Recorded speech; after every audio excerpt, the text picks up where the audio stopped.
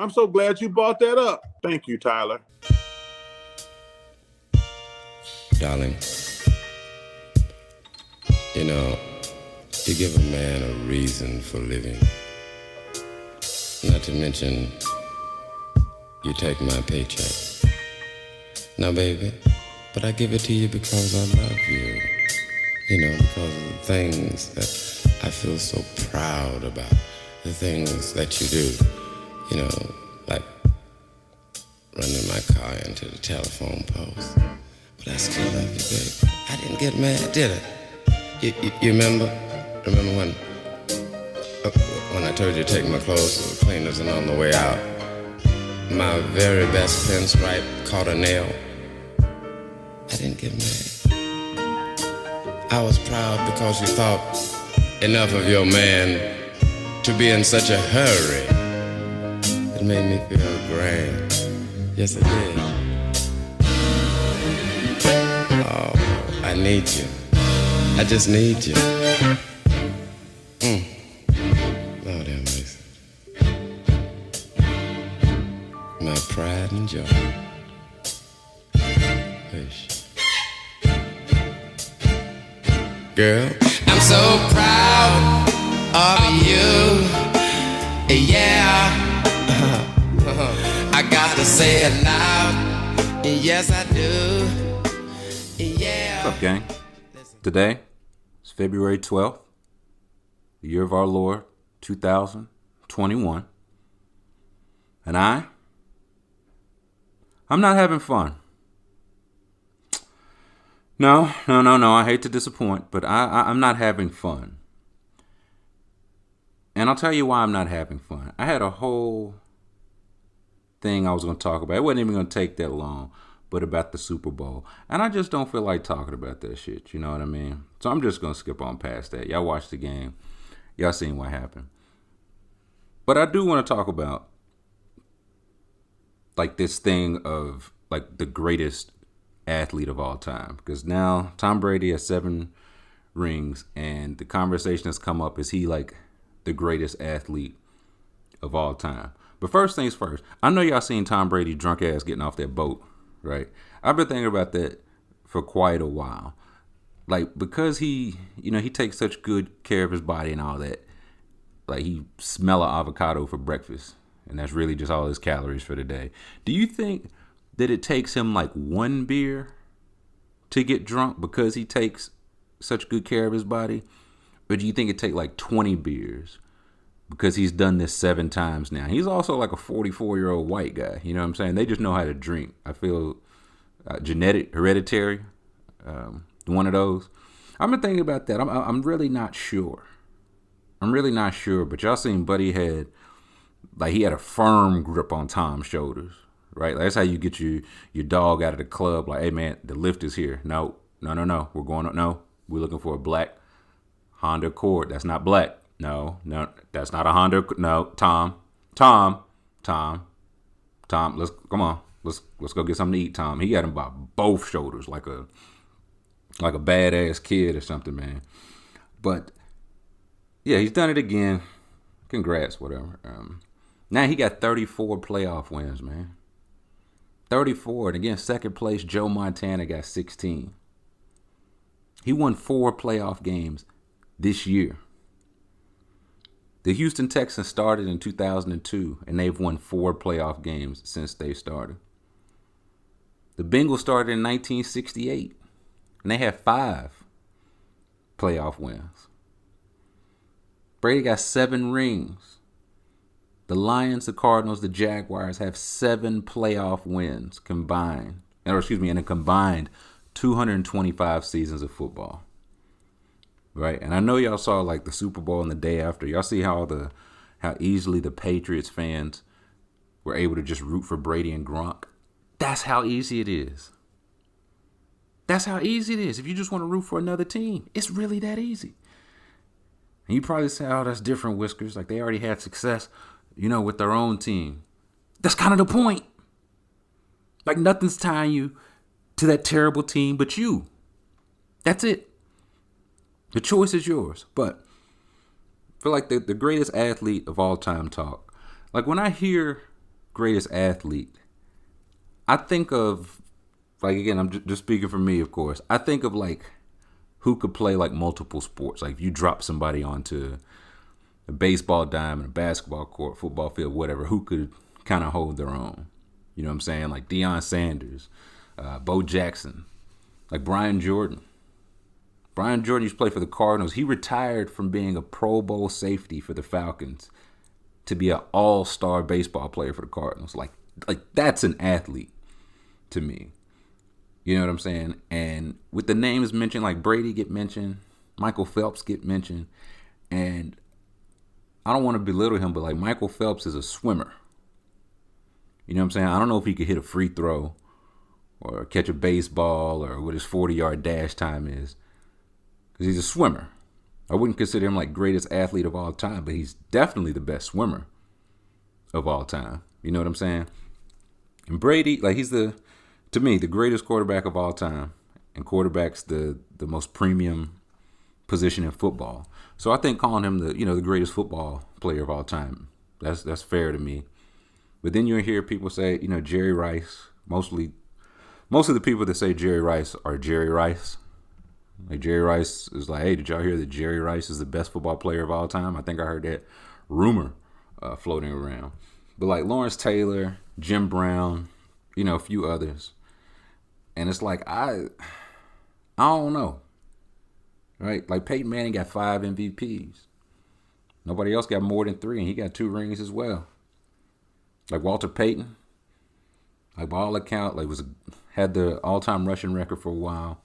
Was a great receiver when running backs weren't really catching passes like that. Was like a really physical blocker, and he was their emergency punter. Like if you put a team of 11 Walter Paytons on the field, they're going to beat the shit out of a team of 11 Tom Brady. So is he the greatest football player of all time? I don't know. And I've also seen some talk of like Mahomes. It's like, oh man, he's behind the curve. He's not going to catch him in rings now. And I don't think he needs to. Right? Like the same way like Jordan didn't need to catch Bill Russell in rings. Barry Bonds don't have any rings. He's still the best baseball player I think has ever walked the planet. You know what I'm saying? I don't like Brady's age keep being brought into it. I don't like that. It's like the same for Jerry Rice. Hey, when he was 52, he was catching for 947 yards. Okay. Like Tom Brady just threw for 4,600 yards, 40 touchdowns to 12 picks and won the Super Bowl. That's impressive for anybody. Like, you know what I'm saying? That ain't about him being 43. That's just impressive for anybody. So I don't like this ageism. It really makes me sick. But in terms of like the all-time great athletes, I try to look at like how much better you were than your peers at it, right? Like Michael Phelps, Usain Bolt, right? They get the big stage one-on-one every 4 years, and those guys dominate every single time. Like Phelps has 23 gold medals, 3 silvers, 2 bronze, right? And it's more swimming events, so it's more chances, to get medals. But the second closest swimmer in medals, in Olympic medals, is Mark Spitz, and he has 9 golds, 1 silver, 1 bronze. So Phelps is 23, 3 and 2. You look at like Usain Bolt.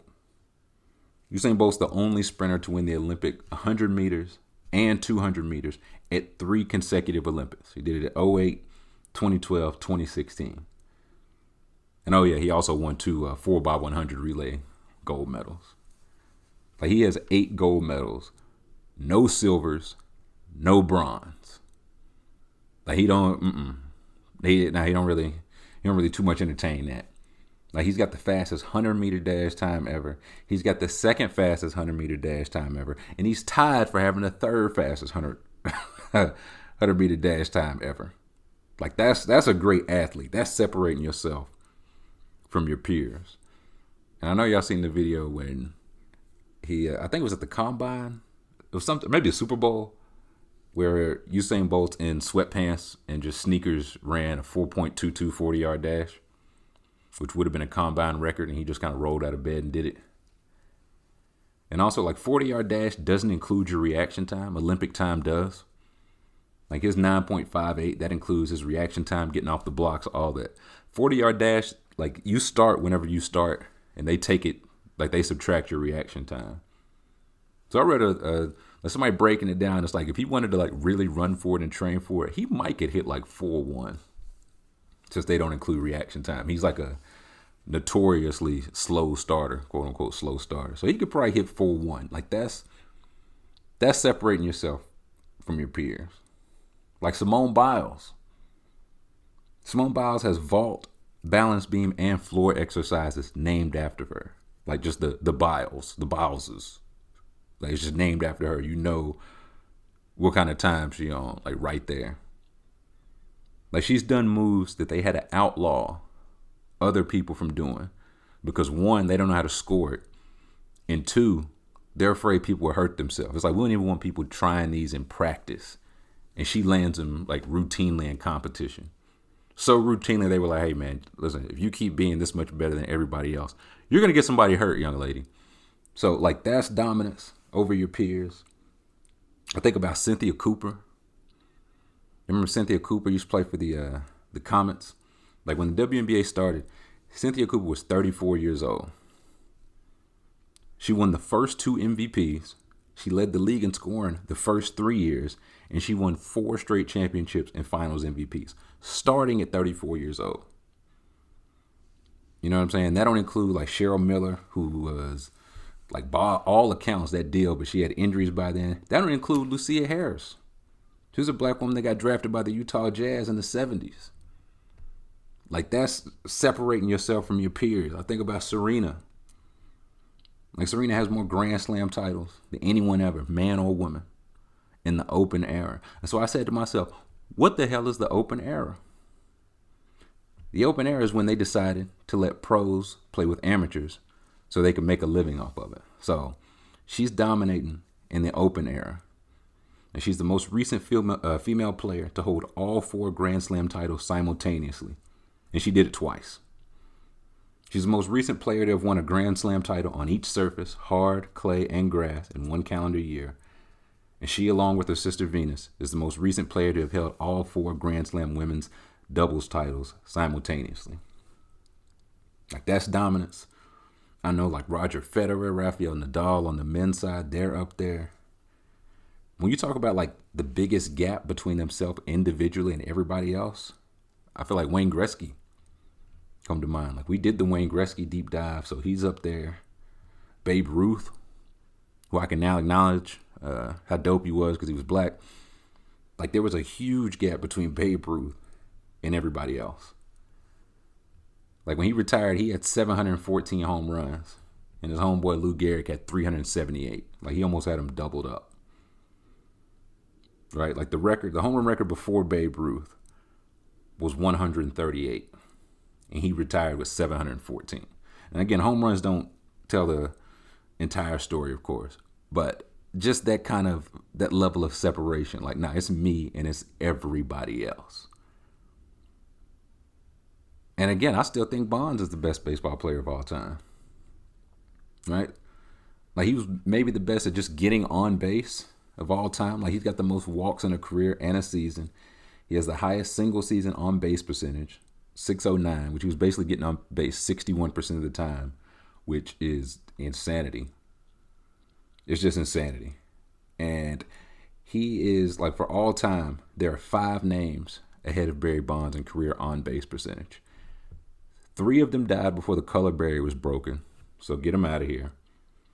Babe Ruth died the year after it was broken, so he never played anybody of color. And I think the other one's Ted Williams, who started his career before the color barrier, but played some after it. So that's the 5 names ahead of him. Like, Bonds had 7 MVPs, 8 Gold Gloves, stole 500 bases. And, like, the first PED, performance enhancing drug allegations, that was 1998. So I read a thing, they said if you just stop his career numbers in 1998, he's a 290 hitter. He's got 411 home runs, 445 stolen bases, 1,364 runs scored, and a 966 OPS, 164 OPS plus. So there are 4 other players eligible for the Hall of Fame with at least 400 home runs 1,900 hits, 200 batting average of 290, and 160 career OPS plus, and all of them are Hall of Famers. Babe Ruth, Ted Williams, Mickey Mantle, Jimmy Fox. That's just Bonds before the PEDs. Like Bonds had accrued 99.6 career wins above replacement by 1998. That's 22nd of all time. And there's 132 hitters with a lower career WAR than that that's already in the Hall of Fame. Right? Like they had something called Jaffe. I hope I'm saying that right. Jaffe WAR score, which is used to measure the player's Hall of Fame worthiness by comparing him to players at his position already enshrined in the Hall of Fame, using advanced metrics to account for the wide variations in offensive levels that occurred through the game's history. So the average Hall of Fame left fielder, his score was a 53.3. These are all the left fielders before Bonds that are already in the Hall of Fame. Bonds from 86 to 98, his score was 81. Like he's that much better before you even talk about allegedly using the Jews. And also, let's not forget Barry Bonds was definitely blackballed. I think it was definitely conclusion. Right? Like I read something that said, on one hand, it was certainly unusual. No team had use of a hitter coming off of a campaign where he hit 276 with 28 home runs, 66 RBIs, had a 480 on-base percentage, and he was third in the league with a 1.045 OPS. That was his age 42 season. His agent said openly at the time he was offering to him for the minimum, right? So it wasn't even like he was asking for too much money. He could have been a designated hitter till he was like 50, but they put the same Kaepernick shit on him, man. Well, do you want what about his money demands? Do you want the circus that goes along with it? And he filed a collusion case, lost it. They allegedly couldn't prove it. How about that? And then by that time, it's like, well, he's 50 years old. Who would sign a 50-year-old man? So they'll put you out the league and then criticize you for, well, I mean, what was he doing when he was 42? He was trying to get back in the league. The Bonds was up there. Jordan, of course, like in terms of the gap between he and his peers. Because, like, Kareem has more points, more MVPs, more All-Stars, more All-Defensive teams. And again, everybody just got done arguing if Michael Jordan or LeBron's the GOAT. And it's been talk of like an NBA title versus NFL title. And I would agree, an NFL title is harder to win, right? Like it's a one-game playoff. And you see how few like repeat champions or even three-peats there are. It's also more moving parts, you know what I'm saying? That's what makes it harder. Offense, 11 on offense, 11 on defense, special teams, like a breakdown in any one of them. And you could lose and it's just not your fault. But I'd also say that because of there's less moving parts, like Jordan had a bigger hand in his title. Like he was playing dominant offense and dominant defense to the point where it's like, hey, if we get to the championship, we're not losing. Like we're not losing. Made 9 all defensive teams, all first team. Made it to 6 championships, won all 6.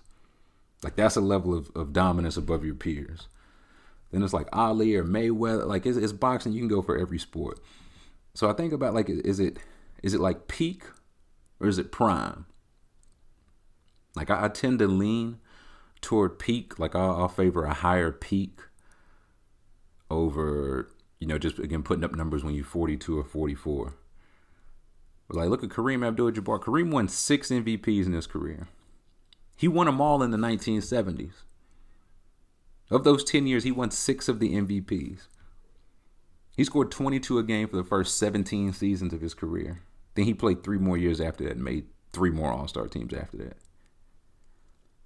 Right? Like again, Jordan had the 6 full years where it's like, hey, if I'm playing the full season, we're the best. We're going to make the finals. We're going to win. And I'm going to be the best player.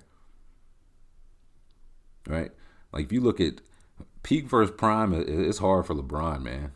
Because LeBron has averaged at least 25 points, 6 boards, 6 assists, at least, for 17 straight years. It's been every year but his rookie year when he was, horrible, as the numbers would appear to say. If it's rings, then it's Bill Russell, no doubt. Like Jim Brown. Jim Brown was an All-American in lacrosse. Earned a letter on the track team. He was the second leading scorer on the basketball team. He's in the lacrosse, college football, and pro football Hall of Fames. Tiger. like Tiger had that run that was unmatched. And again, you go Serena or Federer or whoever the best male tennis player is of all time. But like the best relative to their competition feels like Biles, Serena, Gretzky, Bolt, and Jordan. So, Tom, you're the best drunk on a boat nigga I've seen all year. But I can't in good faith call you the best athlete of all time. But best football player of all time, I don't have any problem saying that. And what's even better is Jerry Rice chimed in when no fucking body was asking him anything. He was just like, you know what? I guess I'll let Tom Brady be the GOAT. That's like me being like, you know what? Hey, if Meg Thee Stallion wants to go on a date with another man, so it's fine by me. We don't need your permission. This is out of your jurisdiction, Jerry. So that's just my little take on the greatest athletes of all time. Y'all ready for our Black History Month deep dive? Yeah. That's what they all said. That was y'all. That's how y'all sound when I ask that question. Y'all was saying, yeah, do the deep dive, Whiskers, yeah. So this week's Black History Month deep dive. The Tuskegee experiment. Okay, the Tuskegee experiment. I feel like a lot of people have probably heard it, know about it, but it's something I wanted to talk about because there's been a historical lack of trust between black people in this country and the medical field.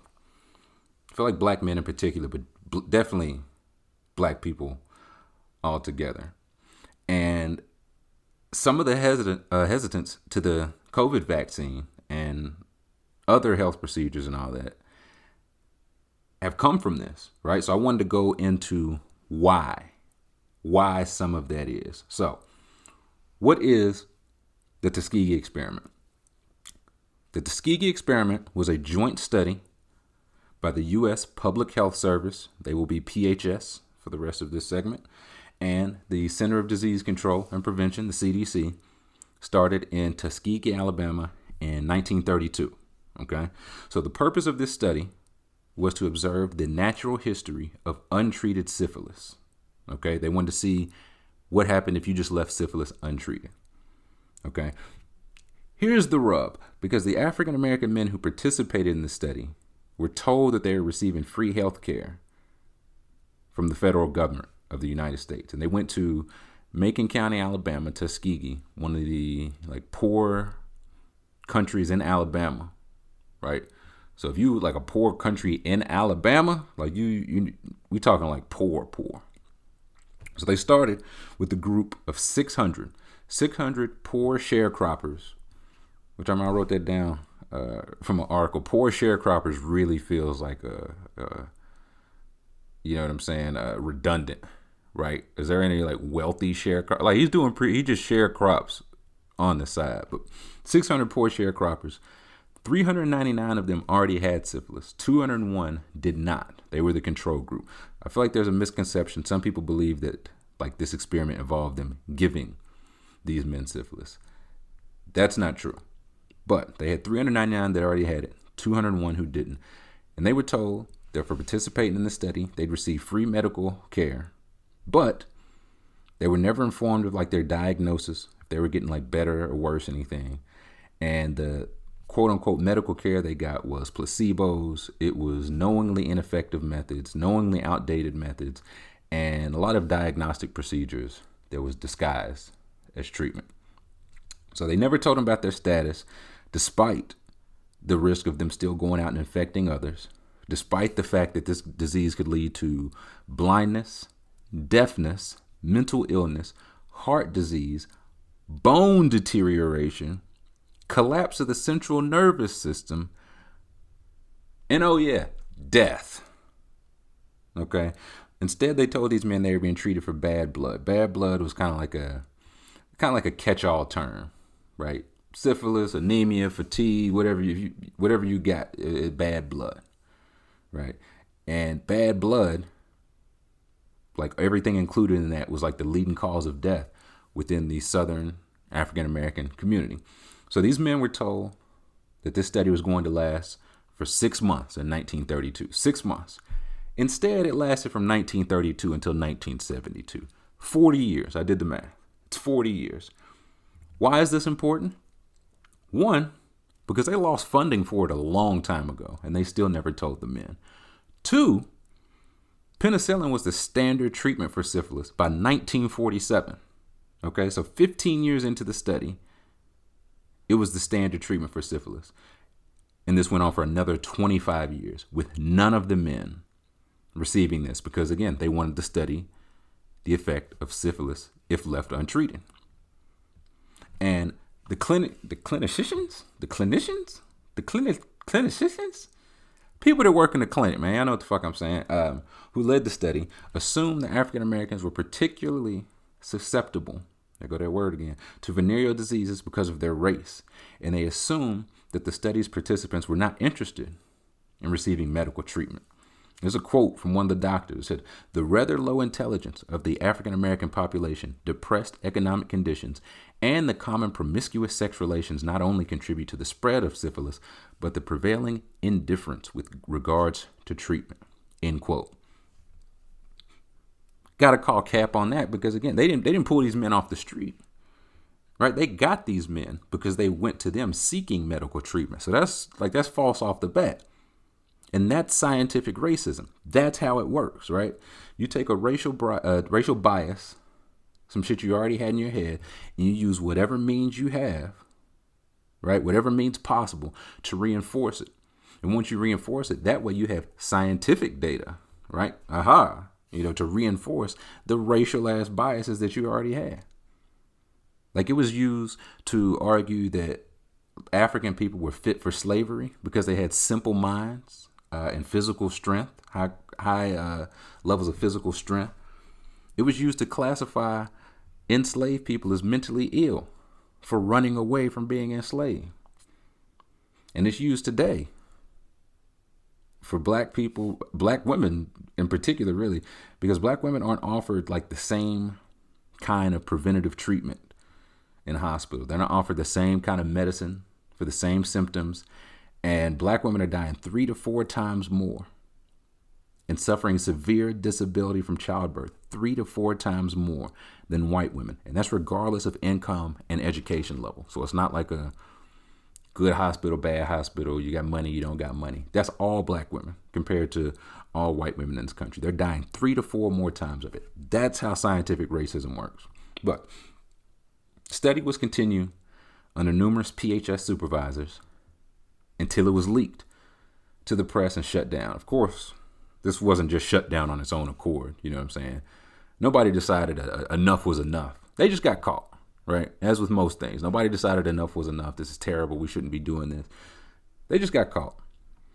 By the time they got caught, 128 of the men had died from syphilis or syphilis-related complications. Again, this was treatable in the mid to late 1940s. And still this went on to the early 1970s. On top of that, 40 of their wives contracted it, and 19 of their kids were born with congenital syphilis, born with it, because they thought they were getting treatment, and they weren't getting any treatment at all. So, how did this even come about? This whole study. What even happened, Whiskers? I'm glad you asked. Because in 1928, there was a study on the effects of untreated syphilis on several hundred white men, but it was a retrospective study, you understand, right? Like they were looking back, right? So these men already had the syphilis and they looked back, to see what had happened after the men had already gone without treatment. They wanted to do a prospective study, like to look forward, follow patients going forward. So at any time, you understand, they could have chosen to treat all the patients. They could have chosen to close the study. They could have even split off the control group, like study some with penicillin, don't study some with penicillin. Instead, they decided to continue the study without treating anybody, any of the participants. They withheld treatment, they withheld information, they withheld penicillin from the subjects. And in addition, scientists prevented participants from accessing syphilis treatment programs available to other residents in the area. All right, so if you were in this study, you weren't able to get treatment by things that were not this study, basically. And the researchers reasoned that this knowledge gain would benefit humankind. Okay, so to ensure that the men would keep showing up for these dangerous, painful, diagnostic, and non-therapeutic spinal taps and other procedures, they would send misleading letters saying like, hey, this is your last chance for special free treatment, nigga.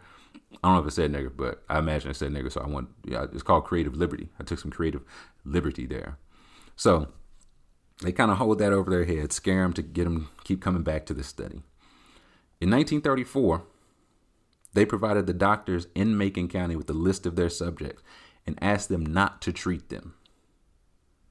In 1940, they did the same thing with the state of Alabama Health Department. So it's like county not enough. What if they go to a different county? Bet we'll go to the Alabama Health Department. Right. And in 1941, remember these war times, right? So many of these men were drafted for World War II, had their entrance medical exam, and had their syphilis uncovered. So rather than let the men like have their syphilis retreated and let them go fight for their country, the researchers just had the men removed from the army. They was like, hey, no, we need them. We need them to stay sick. So no, you won't be drafting him. Right. And researchers argued, quote, this study is of great importance from a scientific standpoint. It represents one of the last opportunities in which the science of medicine will have to conduct an investigation of this kind, end quote. In 1952, they argued participants wouldn't seek penicillin or stick to treatment plans, right? They said black men were, quote, too stoic to visit a doctor. Now, they were saying this about men that were in this study in the first place because they went to doctors for medical treatment, okay? That was 1952. 1965, they switched it up to say, well, it's too late now. It's too late to give them syphilis. Syphilis, it's already progressed. It's already done, what it's going to do. Even though penicillin was used and recommended for all stages of syphilis, right? Even if it's in the late stages, it could pretty much stop the progression of it at any stage. So in 52, it's like, well, they won't do it. They won't stick to it. 65, it was, well, it's too late to do it. You see, like, again, it's the Barry Bonds shit, man. They hit you on the front end and the back end. So what stopped this terrible, terrible experiment? It was stopped when a PHS employee named Peter Buxton, shout out to a real one, found out about this. He found out about this in 1966. Okay. November 1966, he filed a protest on ethical grounds, and it was denied. Why was it denied, Whiskers? It was denied because the study wasn't complete yet. Okay. So PHS officials, they formed a committee and they reviewed the study, but they ultimately opted to continue with it, with the goal of tracking the participants until all of them had died, autopsies were performed, and the project data could be analyzed. So it's like, listen, we can't stop it now. After they're dead, then we'll tell them, okay? Handshake emoji. So that's why, that was 1966. Buxton filed another claim in 1968 on the basis of political volatility. That too was denied, right? 1972, he leaked some info to a friend of a friend in the Associated Press. That was 1972. The study was shut down the same year, right? Again, they knew it was wrong. They knew people objected to it, and they didn't care. There were complaints from people before who had read it in medical journals, right? Because they were writing about this openly. It wasn't necessarily a secret, right? People were writing in and objecting to this, and they were ignored because they just didn't care. They just didn't care. What happens afterwards, right? 1974, study stopped in 1972. In 1974, class action lawsuit got the survivors and the families of the deceased $10 million. Okay, that's $52 million in 2019 times. So, a decent bit of change, not for this bullshit, but a decent bit of change for the studies. The last study participant died in 2004. The last widow receiving these benefits died in 2009. And there's still 11 offspring currently receiving the free medical and health benefits that came from the settlement. Like, that's how close this was. That's how close this was. Somebody was born in the 1930s. That's how close this was. And a survey in 1999 showed that 80% of African American men wrongly believed that in the study they had been injected with syphilis. 80% of the people believe this. And again, it's not right. It's not. You can see how that got lost in the translation of this horrible study. There was a paper in 2016, right, and it said, quote, "The historical disclosure of the Tuskegee experiment in 1972 is correlated with increases in medical mistrust and mortality and decreases in both outpatient and inpatient physician interactions for older black men. Our estimates imply life expectancy at age 45 for black men fell up to 1.4 years in response to the disclosure, accounting for approximately 35% of the 1980 life expectancy gap between black and white men," end quote. So it was a 35% life expectancy gap between black men over 45 and white men over 45. 35%. And two, the study alone, this study even coming out, right? Just the Tuskegee experiment being made widely known, cut a year and a half off a middle-aged black man's life because of medical distrust. That's how severe, that's how deep this ran, right? Distrust of the government, bring another quote here, distrust of the government in part formed through the study contributed to the persistent rumors during the 1980s in the black community that the government was responsible for the HIV/AIDS crisis by having deliberately introduced the virus to the black community as part of some experiment. In February 1992, ABC interviewed Dr. Sidney Olansky, PHS director of the study from 1950 to 1957. When asked about the lies that were told to the study subjects, Olansky said, quote, "The fact that they were illiterate was helpful, too, because they couldn't read the newspapers. If they were not, as things moved on, they might have been reading the newspapers and seeing what was going on," end quote. Right? So this gets into the mistrust, and you see how the HIV/AIDS epidemic was handled first, the way that the opioid epidemic is being handled now, and the types of public service announcements and the way this is treated as a crisis and a disease and not criminalized. You know what I mean? So since then, it's been new guidelines issued to protect human subjects in government-funded research projects. But you got to understand, if they lie about the original study, why wouldn't they lie about this too? You know what I'm saying? So it led to some early and still some ongoing distrust about the COVID-19 vaccine, amongst other things. And it doesn't excuse all of that. It's definitely more information available now than it was then, of course. But people hesitant to trust the medical field, black people, black men and women in particular, they have a reason to be hesitant, right? They have a reason to be hesitant. So that was the Tuskegee experiment. If you are interested in looking into more medical mistrust in this country, I would recommend The Immortal Life of Henrietta Lacks, which is, I think it's the best book I've ever read. I've read it 2 times. I think it's the best book I've ever read. The Immortal Life of Henrietta Lacks. And also the Guatemala syphilis experiment. Just look that up. The U.S. went to Guatemala and was kind of some similar vibes to the Tuskegee experiment. So those are good places to start if you want to learn more about medical mistrust in this country. That was the Black History Deep Dive of the month. Of the week. Before the month. You know what I mean? All right, let's jump into some slightly less depressing questions. Question for Trill. If you're going to change the dimensions of an NBA court, how would you do it? Steph and Dame hitting these logo threes and regular dudes hitting 40% from the corner has me thinking they should widen the court and move the line back again. But then that makes even more space for the defense to cover. I remember you discussing how changing the width of the lane could also help. And I love hearing you ponder stuff like this. I'll say this about changing the court. I remember the first time that I ever even thought about, something's got to be done. I remember Blake Griffin, a while ago when he was with the Clippers, Lob City, got hurt. And while he was out, they put in Jared Dudley. And the numbers showed it was better for Jared Dudley to be out there shooting 38% from 3 or whatever it was than to have Blake Griffin in there doing anything. That's when I was like, the game is fucked up, man. Wait, we're not playing basketball no more. We're playing math. And I don't like it. So, how to change the court. I remember reading Kurt Goldsberry from ESPN wrote an article. He had a few different suggestions, some of which I could get with, some of them not so much. Like he had one where it's like different 3-point lines in different arenas, like baseball.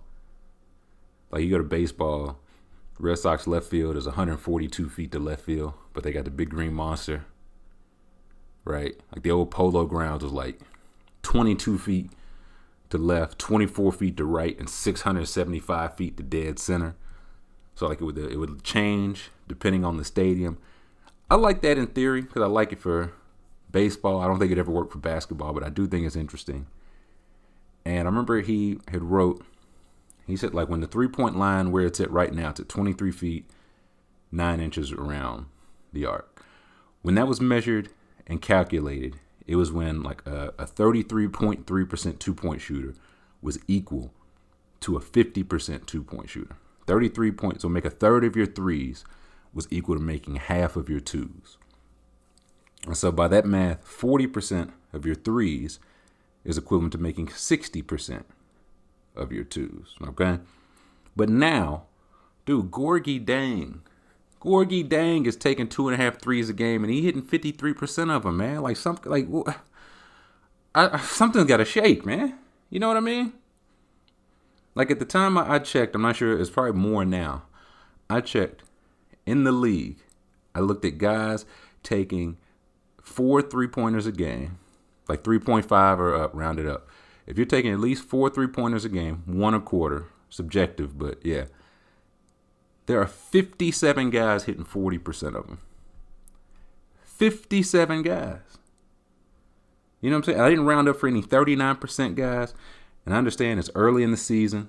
And again, the 4 is subjective, but it also doesn't include like Dame, like Buddy Hield, Harden, Bill, D'Angelo Russell, like the guys who are taking 8, 9, 10, 11, 12, and are close to 40, but not quite.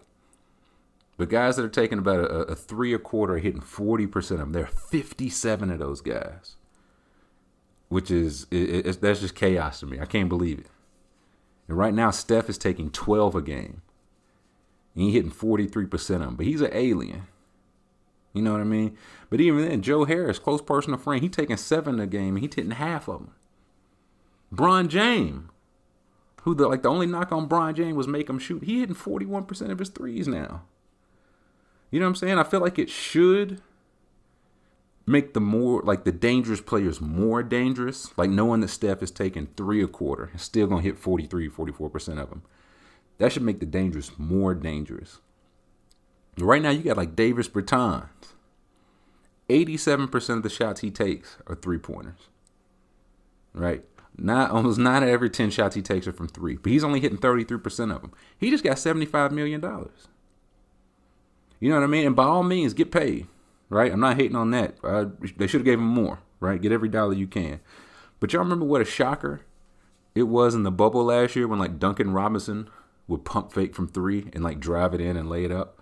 Like he put the ball on the floor and they were like, wow, who knew he could do that? Like, whoa, look at this guy. Somebody's been working on his game. So I don't know. It just made me feel weird. Right? And again, the arc around right now, 23 feet. 9 inches from center. That's for average, right? So a thing Goldsberry wrote said during the 2017-18 season, excluding heaves, NBA shooters made exactly 33.3% of their threes from beyond 25.7 feet, a distance almost exactly 2 feet beyond the current line. So he had a suggestion. Again, that's how y'all based the first math. That's how they got to 23.9. People were hitting a third of their threes. Now that's up to 25.7 feet. So it's an argument for moving the line back to 25.7 all around, which I think is interesting. I think there's an argument for like just making the 3-pointer the same all around, right? Like you go to the reason the corner 3 is the corner 3 because it's not 23.9 there. It's 22 whatever, right? The little dip in. So there's an argument. Just continue the arc, right? Like just continue the arc. If you can still hit a corner three, that's fine, but it'll still just be from 23 feet 9 inches and not any shorter. You know what I'm saying? If you can fit your feet still in the same region, go crazy. I feel like you start seeing guys like Carl Towns wear like a size 28 shoe, man. He gonna stuff his feet into some size 15s just so he could fit in the corner three. So if you're gonna do that, there's a case for like widening the court. I read like widening the court by like 6 feet would allow you to keep the line the same distance all the way around at the top of the key. You'd have the same amount of room if you widen the court by 6 feet. And that'd be a logistics nightmare, right? You'd have to change like the camera work and most of the seating. They'd probably lose some money. That would be the worst, but I don't care about any of that. I'm not a logistics coordinator, not anymore. So I wouldn't mind that. My suggestion would be, like the NBA paint right now is 16 feet wide. I would narrow it a little bit, right? Like the paint, it was 6 feet for George Mike, and he was dominating. They doubled it to 12. At 12 feet, Wilt was dominating. They made it to 16. Okay? And again, as with anything, like you find the inefficiencies, right? The game was so interior focused, big man, that it shifted. The inefficiency was threes, outside shooters. Then when people started shooting those, it was like, okay, corner threes. These are closer and count the same amount of points. So I would say, what if we just go back to the paint being 12 feet wide, right? Knock 2 feet off each side of it. So you're putting Joel Embiid or Jokic or Anthony Davis, whoever your big man is, 2 feet closer to the rim, right? You might have to change the 3-point line because just that 2 feet, that's increasing the space between them and their corner and the corner shooters. You'd still have that ground to cover, right? And I think of like Anthony Davis. He's shooting, I don't know, low 30s from 32, 33%, something like that. He can hit a three, right? Like we've seen him hit threes, hit the game winner last year in the bubble. But if you told him he could just post up like all the time and he'd be 2 feet closer to either the rim or a foul call, like, would he still need to shoot 32% from three? Would he still want to? Right? Like, the spacing would already be there. The extra 2 feet would be, add them extra 2 feet to, like, a great shooter like Steph. But those 2 feet to, like, an average shooter, like a Caruso or somebody, that could mean you shooting 34% and 38%. So, that's probably the rule I would go with. I don't hate the making it the same distance all the way around. Like it is kind of what you move like 1 foot to the left or right. And it's a shorter shot that counts the same amount of points. Like the NBA has been pretty good at evolving. Like they changed the rules for Shaq. And again, that allowed it to open up for Steph and the 3-point shooters. Like after that, it wasn't just 3-point shooters. It evolved to like you had to make a three off the dribble.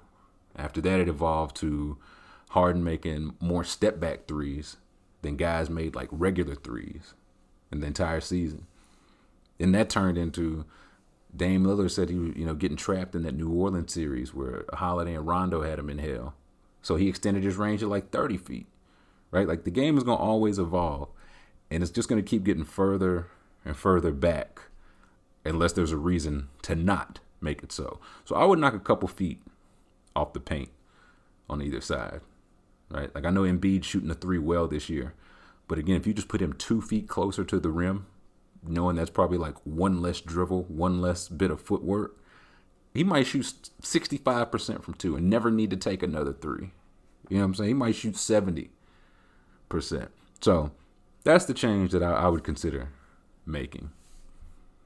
Next question. Question for the Fun Report.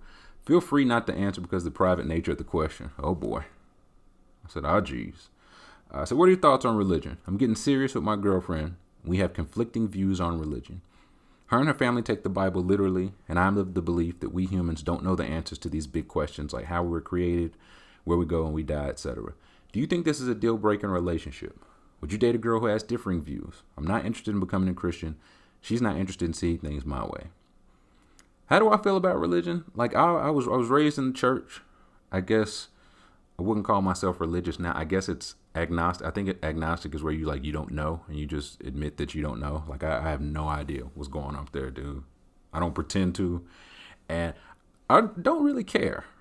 You know what I mean? Like, this shit going on. There's like a pandemic going on like down here right now. You know what I'm saying? So what's going on the penthouse floor, that's really none of my business. It was something that like used to consume me, right? Like trying to get to the truth. What is the truth? Trying to understand like both sides of it. And now it's something I don't really think about it that much at all.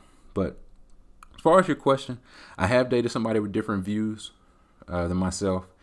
And I'll say that it doesn't feel like a deal breaker in your case because you both know it going in. You know, you said you each know, and neither one of you is interested in really seeing things the other way. So just a couple things I would ask, and I'm sure you've asked these to yourself. I hope that y'all have discussed these. But it's like, you're not interested in seeing it her way, but are you interested in trying to get her to your side, right? Or vice versa?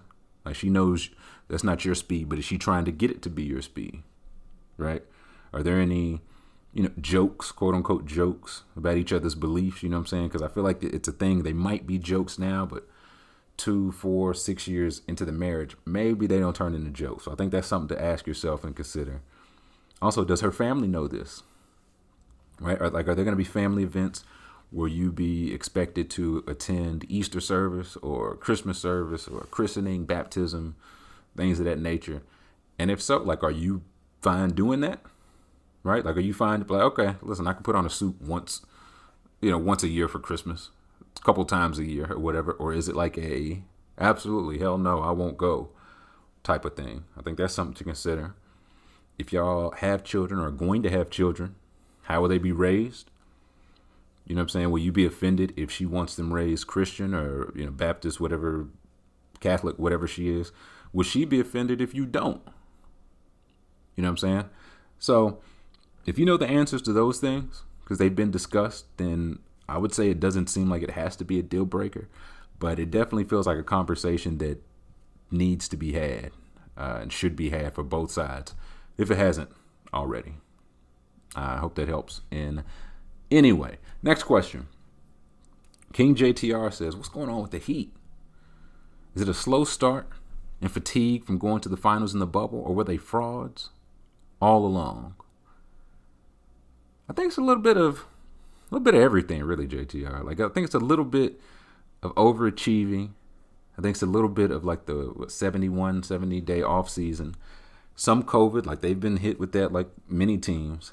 And some of it's like the personnel changes they had, right? Like, you look at their team last year versus this year, it's kind of similar to the Mavericks, right? Like, last year, the Mavericks were so dependent on the three, taking a lot of them, making a lot of them.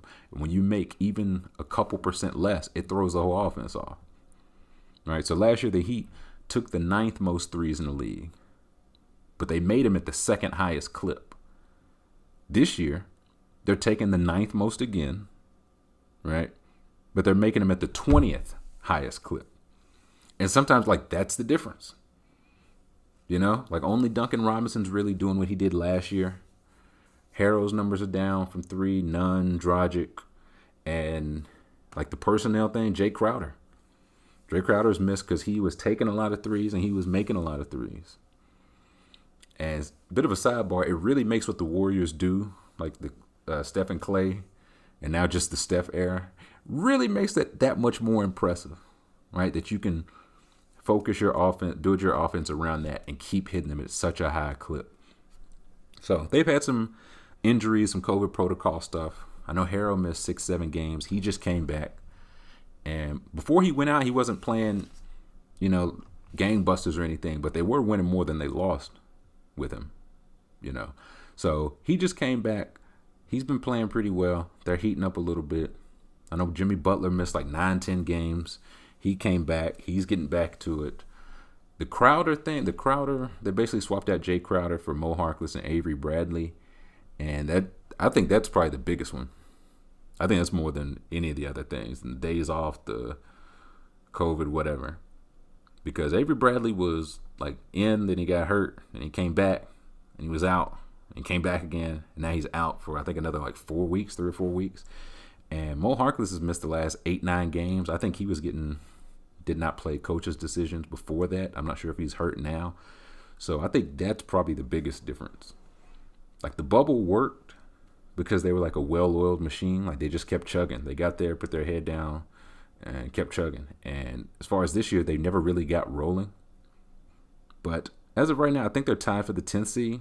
Like that's good enough for the play-in. Not ideal, but you're in the mix. And the East is so whack that they're really just like 2 games out of the 6th seed where you can avoid the play-in altogether.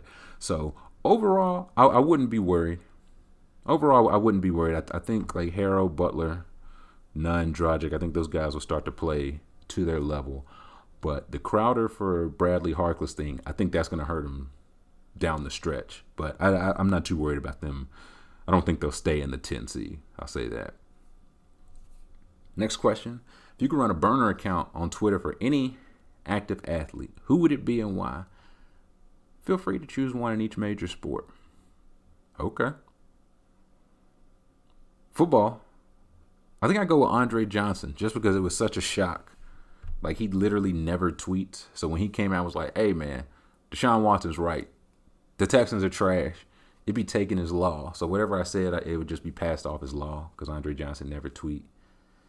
LeBron, like if I just took over LeBron's account, like just start tweeting like current memes. Like, you know, he's a father of 7, I believe. He's been playing 10, 11 years in the NBA. So he on Facebook time with the memes. He's like, y'all see the guy, the Salt Bay? Have y'all seen Salt Bay? Laugh emoji. So I just start tweeting like current memes and up to date shit, and people be like, LeBron, are you hacked? Tom Brady would be pretty fun. I wouldn't tweet anything. I just start liking a bunch of like Black and Latina hardcore pornography, like Damp Lips. You know what I'm saying? I think that's what James Brown, the analyst, got caught liking. Just like call Tyrann Mathieu a moon cricket. Like that's what I said to him. I said he was a jigaboo. And then just log off. Just let Tom Brady bear the brunt of that. And if I was Tiger Woods, I think the only thing I would want to take over his account and tweet, like just after a win or even before a tournament, just be like, I'm back on them bitches. With like the sunglasses emoji, cool face. That'd really be it. That's really the only thing I want to tweet from Tiger's account. So that was just a couple accounts I have a little fun with. Next question. It's from Pudge. Pudge says, the other day I almost ran out of gas in my car. The needle was below E for what felt like 20 miles before I got to the gas station. 1, is there any more anxiety-ridden moment than finding a gas station before you stop moving? 2, have you ever fully ran out of gas and had to push? I've never ran out of gas. Knock on wood, I'm proud to say. Like, it can happen to anybody. I'm thankful it hasn't happened to me yet, but I'm baffled when people say it's happened to them like multiple times. Right? Like one time it happens. Multiple times? That's a choice. You're choosing to deprive your car of gas. So I would say like that's pretty, like when you're riding low, that's pretty stressful. Like you're just checking the meter or looking at like the miles till empty every like 1,400 feet. You like roll up the windows, cut off the air, no radio. You're just trying to like, if I can just get there and just coast into the quick trip, just coast into Chevron, I would be all right. So I would say either that or like being on your way to the airport and just hitting some traffic. You know what I'm saying? Like a lot of people, I think they advise you to get there like 14 hours before your flight.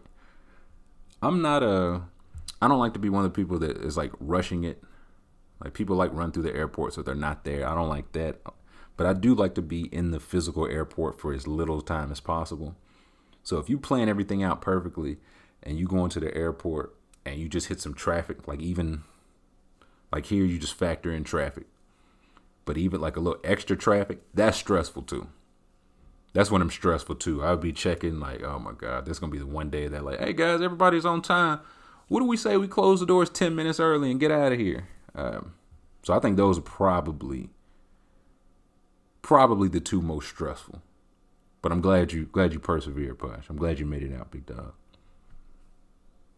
Random thought alert. Who figured out that like lifting weights and like resistance made you strong? Like who figured that out? You know what I'm saying? Like who like pushed a rock and then like wanted to like keep doing it?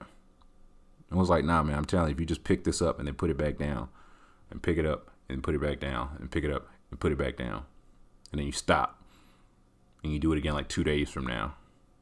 And you're like, Leon, that's crazy. It's like, no, just trust me on this. So I don't know how that got started.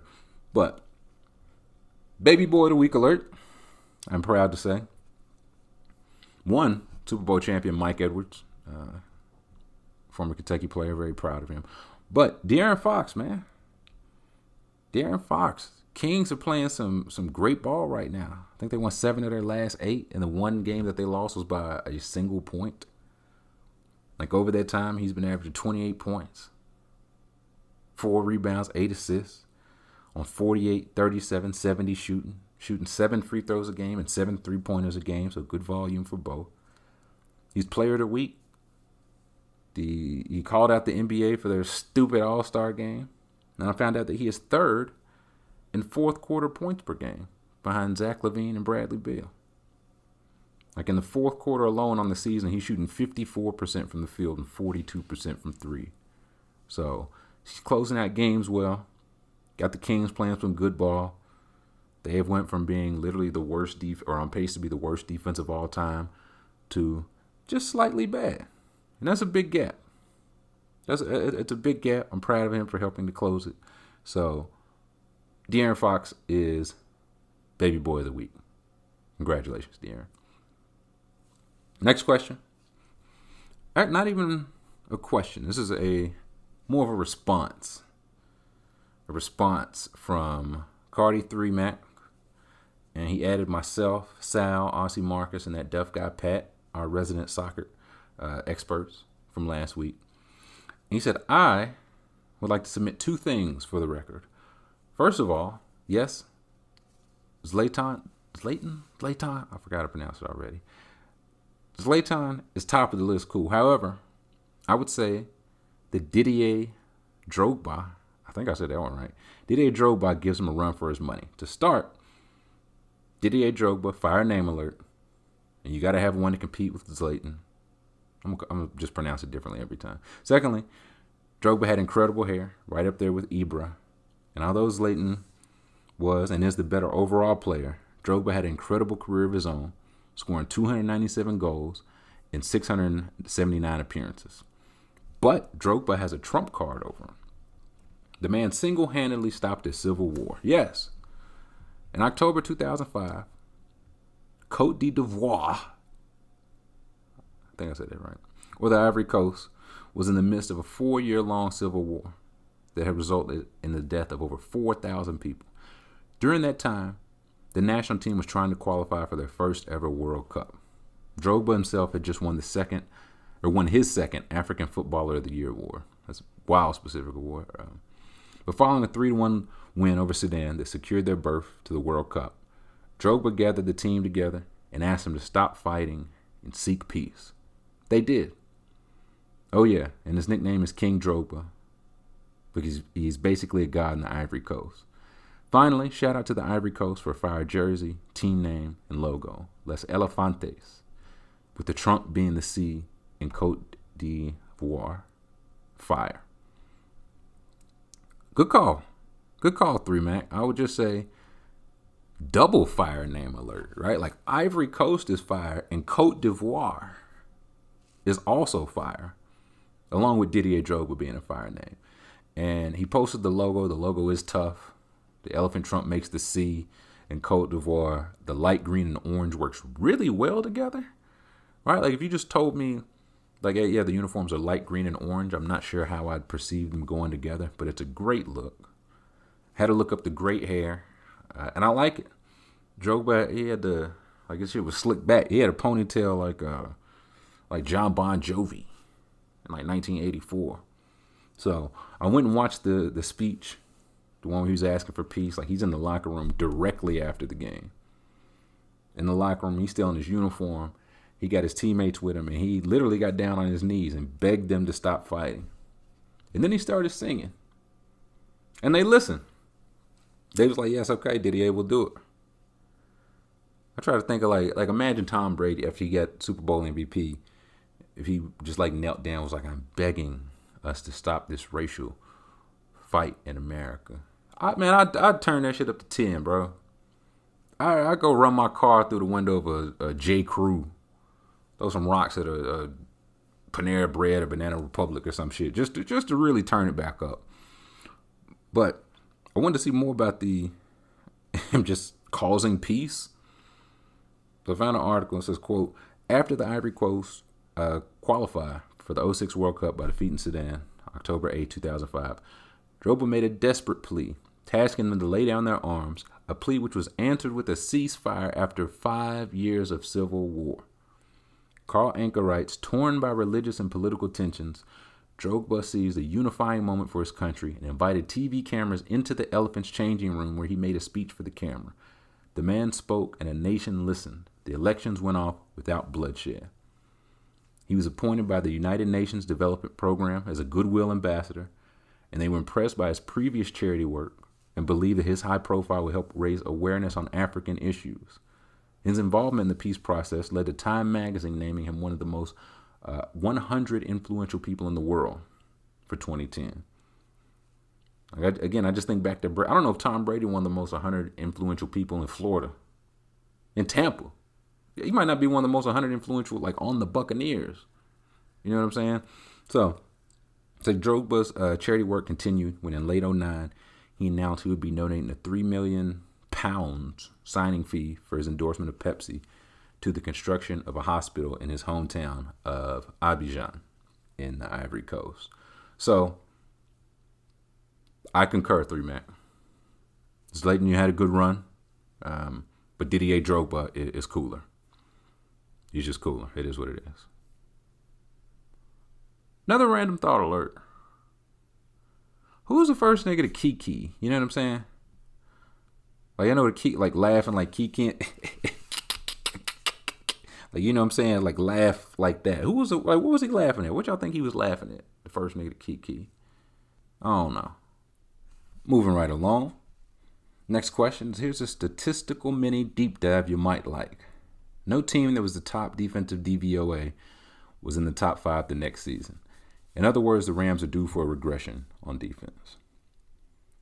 I remember hearing this a few years ago. Like, if you remember it was so tough for the Jaguars and the Bears a couple years ago, right? Like, they had, like, the year the Jaguars made the conference championship, the Bears won 12 games. It's like, okay, listen, we'll just run it back again with another elite defense.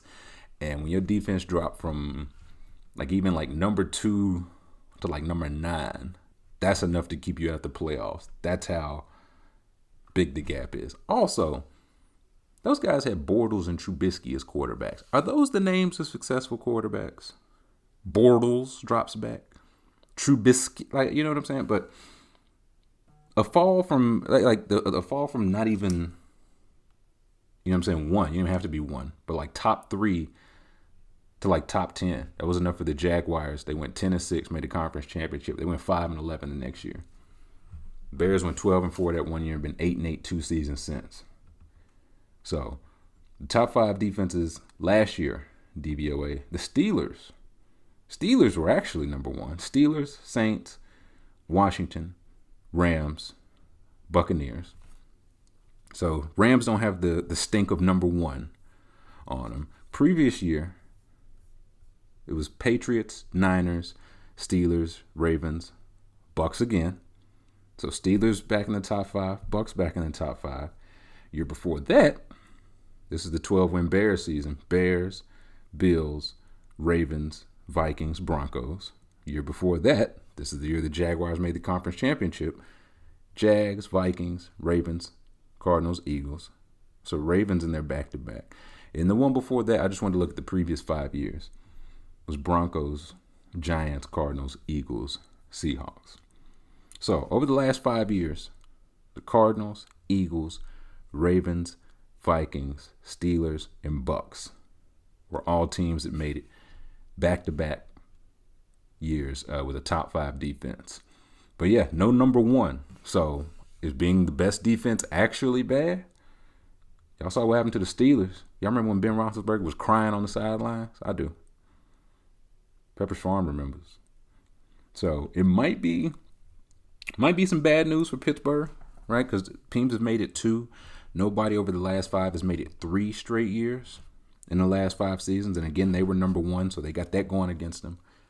Maybe you see some Buccaneers regression. Again, 2 straight top 5 years. Hard to do 3. That leaves the Rams, the Saints, and the Washington football team. Why don't they just go by Washington Football Club? If they just go by Washington FC. Washington FC, just lean into the football thing. Football team stinks. Football club, now that's classy. That's pretty classy. So Washington, they're pretty young, right? Like they jumped in here, they're pretty young. But I could see them being back, right? Like your progression's not linear. Like it's not like, okay, Chase Young was 10 sacks this year, he'll be 15 next year, and then 20 year after that. Same for Montez Sweat and those guys. So maybe they take a step back. I could see the Rams getting back into the mix, though. I don't know if they fall too far. And the Saints, oh, my Lord. Saints got to maneuver out of cap hell. So Godspeed to them for that. Drew Brees not even playing next year. And he changed the salary he won't be making because he's not playing next year. And that saved him $24 million off the cap. So just a reminder that cap hell is basically like Bermuda. You know what I'm saying? It's beautiful this time of year. Would love to take the wife and kids out to cap hell sometime. So those are the top 5 defenses. Got my eye on those. I'm glad you brought that up. Next question. Hot boy Hogrum in this thing. He says, I just started listening to mixtape. Ah, geez. And you and Cola's early adoration of Cat Anthony Towns makes me wonder, from a pure basketball perspective, when does the free Cat narrative truly begin? Is it coming this offseason? You know what's wild, before I even get to that, what's wild about Cat is that, like, as high as we were on him, he's lived up to it, right? Like, he was the number 1 pick. He was absolutely the right choice. He's been a hell of a player. The things that we liked about him have all translated. Right, like for his career, 72% inside 3 feet. So he's good in the paint. He's a 57% career shooter from 2, 40% career shooter from 3 on 3.6 attempts per game. Just for reference, Dirk shot 3.4 attempts per game, which is criminal. But Rick Carlisle, genius. Rick Carlisle trick y'all. But Dirk shot 38% on 3.4 attempts. Cat right now is at 40% on 3.6. I think last year he was taking like 8 or 9 of them joints a game, right? Like for his career, he's 12 boards a game, close to 23 points a game. I looked it up, like just rounding down. I rounded down. The players to average 22 points and 11 boards for their entire career are Elgin Baylor, Bob Pettit, Wilt Chamberlain, Charles Barkley, Kareem, Hakeem, Shaq, and Karl Anthony Towns. 8 guys. That's the entire list. Now, some guys, you know, their older years dropped them out of it, but hey, that's a personal problem. You know what I mean? But that's the entire list. And he's the best shooter of all those guys. And I say that not to be like, yeah, we were right. He went number 1. A lot of people thought that. But I say that to say, like, he's been exactly what you would want out of a player. And it still just hasn't worked. It still just hasn't worked in Minnesota. So as far as free cat, I remember when now. I won't say like it's begun, but it's on the clock. I don't know if it's this off season. I'll say next off season. Like it's in the on deck circle. Like not yet, because things took like I don't know, just a sharp turn. Like his first 3 years, he didn't miss a single game. Played 82, 82, and 82. 3 years since, he's missed 54 games out of a possible 170. Right.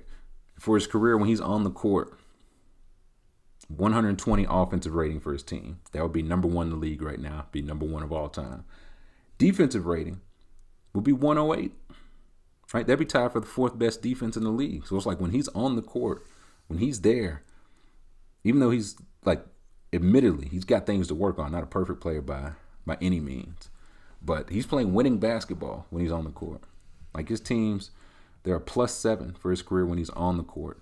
And they are 6 points better when he's on the court versus off the court. Right? Like their defenses, historically, they tend to get better when he sits down, but the offense falls off the cliff.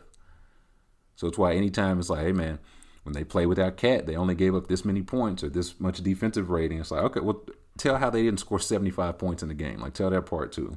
So he's had 3 coaches, 4 GMs, 1 playoff run. And you see, like, Devin Booker's last 2-3 years, like, he was pissed, but they were kind of building to something. Like, they went from 20-something to, I think, 30-something wins last year, closing the bubble. This summer, they traded for Chris Paul. And you see the Timberwolves, they're just getting, like, worse and worse, dude. And it's just, it's no fault of Cat's own. Like, he wanted to play with his friends, and he kind of has. You know what I mean? Like, I just saw it was the 1-year anniversary of D'Angelo Russell getting traded to Minnesota. In that 1 year, D'Angelo Russell and Karl Anthony Towns have played 5 games together. 5. Right? So it feels hard to say, like, this year if he wants out because, again, he hasn't really got a chance to play with him. The team is 6-18 this year so far, so this year's a wash. Right? He's coming back. He's not coming back. He's arguing with Shams. And so this has just been a weird year all around, for the NBA, and just the worst year of Cat's life. Like, God, I just want him to catch a break. I just want him to catch a break.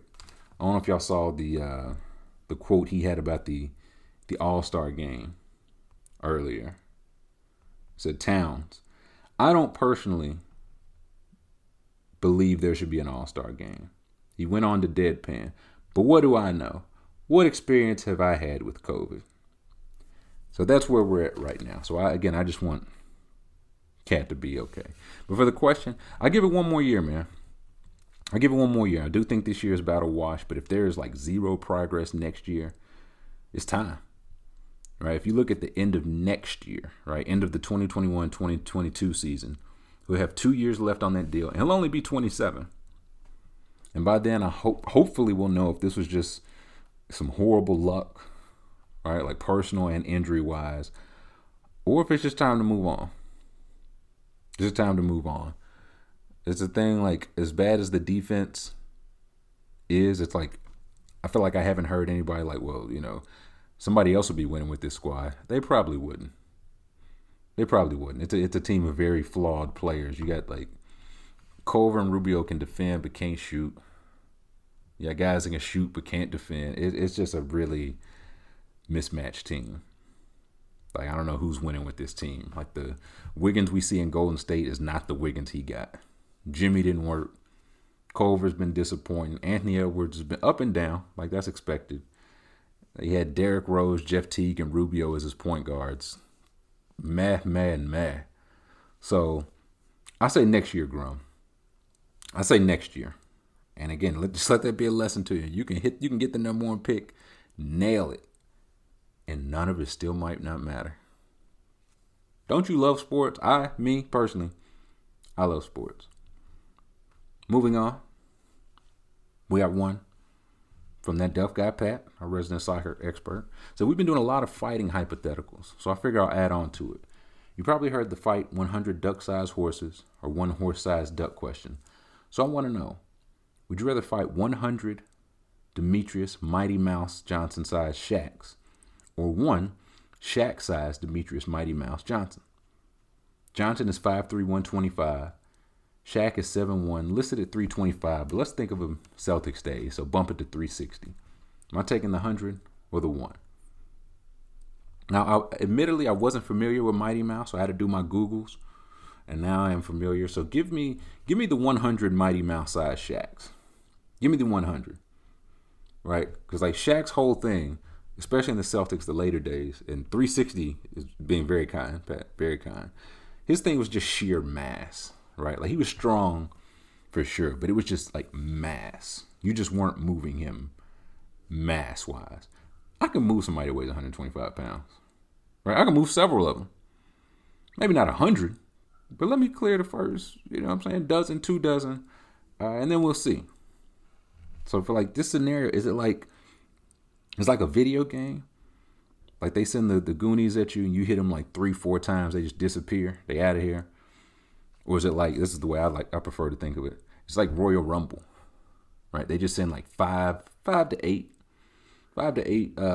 Mighty Mouse size Shaqs at me at a time. like until I dispose of them? It's like, okay, once I throw the 8th one over the top, they send more?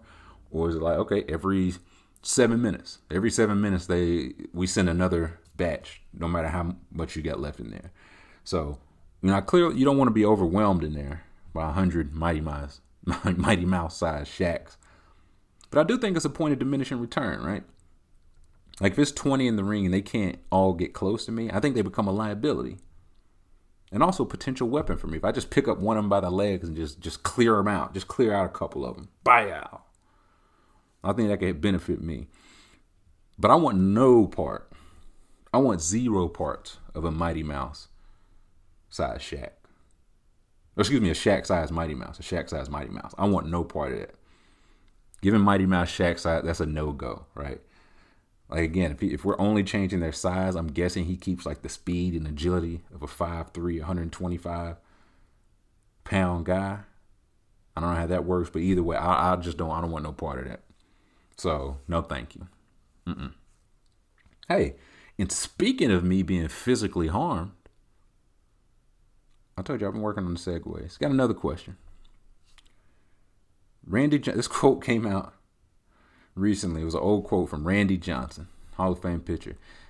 He said, "I keep a bag of baseballs near our bed. If someone breaks in, they better be wearing a bat and helmet because I'm going to throw at their head."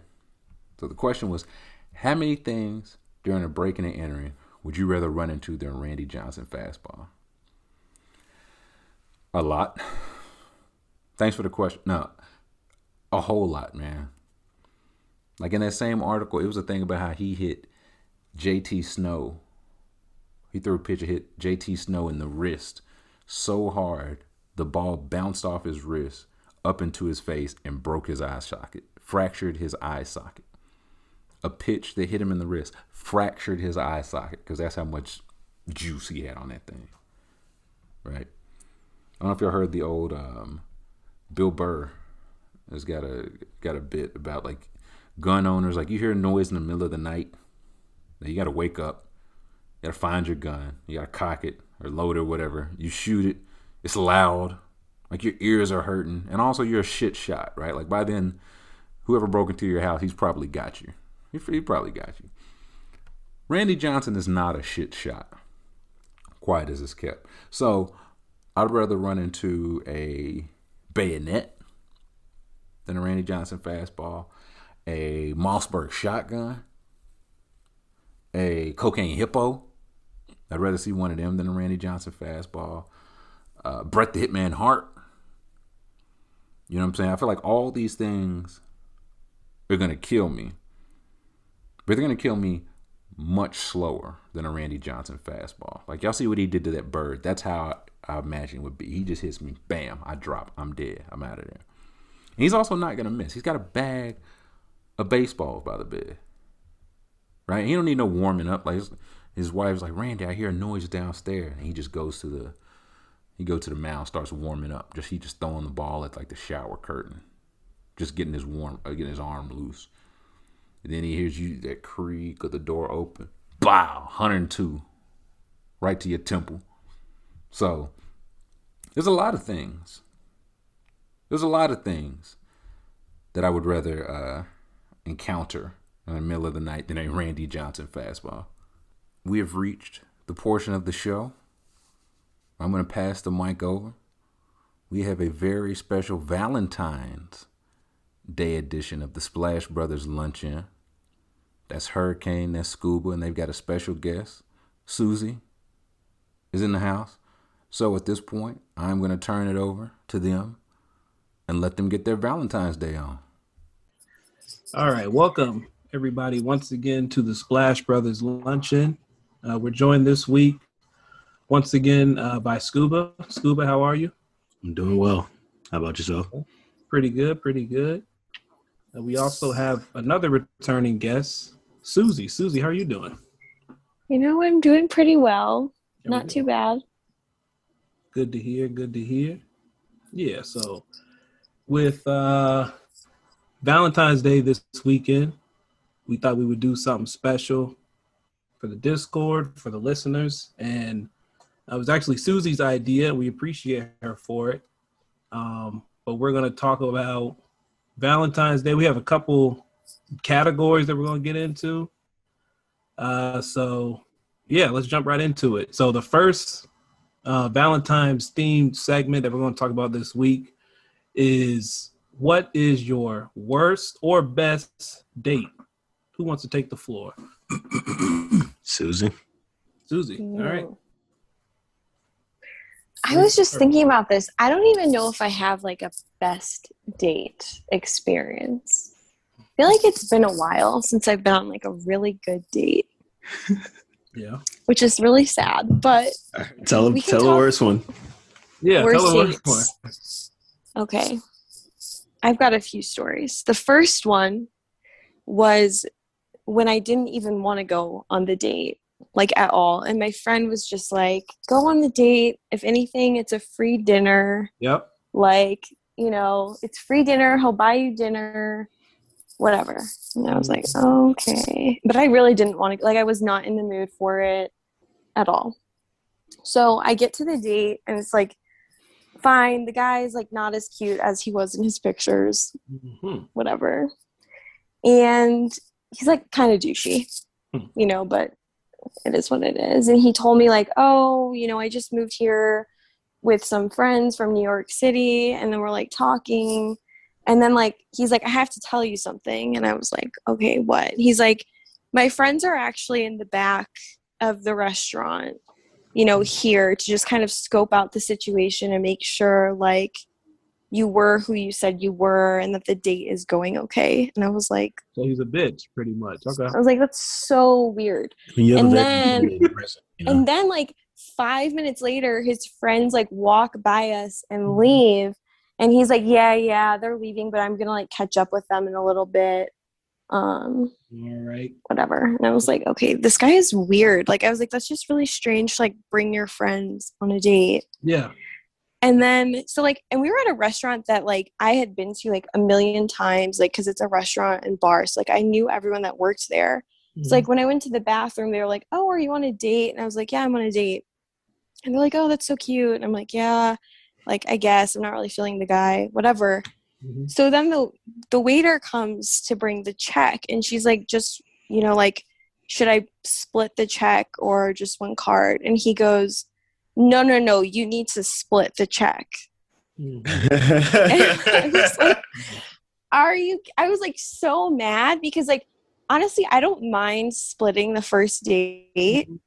But one, like, he said it so rudely and didn't even offer to pay for me. And two, like, I didn't even want to go on this date. I was promised free food. That's the only reason I went. That boy was adamant. Yeah. Say, nah. Like, he was like, no. Yeah. Put the app on hers too. I don't want none of that. I barely touched it. Well, and then he was like, oh, I always do this on a first date. It helps me like feel out what type of girl she is. So he always brings his friends and he always. It was so weird. And then I, paid for my food, but I was like annoyed because I was in a bad mood. Yeah. And then I went home and he starts like texting me like, hey, like, do you want to come out with me and my friends later tonight? And then he's like, I hope you weren't offended that, I made you pay for your food. And I was like. Yeah. So he wanted you to date the whole gang, basically. He turned around the next so night and was annoying. like, me and the fellas looking for one date between 7 males. Please come join us. We're going to split the date 8 ways, check 8 ways. Super. Yeah. It was annoying. Like, I was not in the mood for that. So I would say that was a pretty bad date. Yeah. Then like, this wasn't really a date, but like, it was this guy from Tinder, and my friends and I call him Douchey Mark now because he was just like the biggest douche I've ever met in my entire life. Like, Mark, he picked me up. He started yelling at people out of his car window. Like within 5 minutes, like, cause you know how when you first meet someone, you're kind of shy, like you're kind of figuring each other out.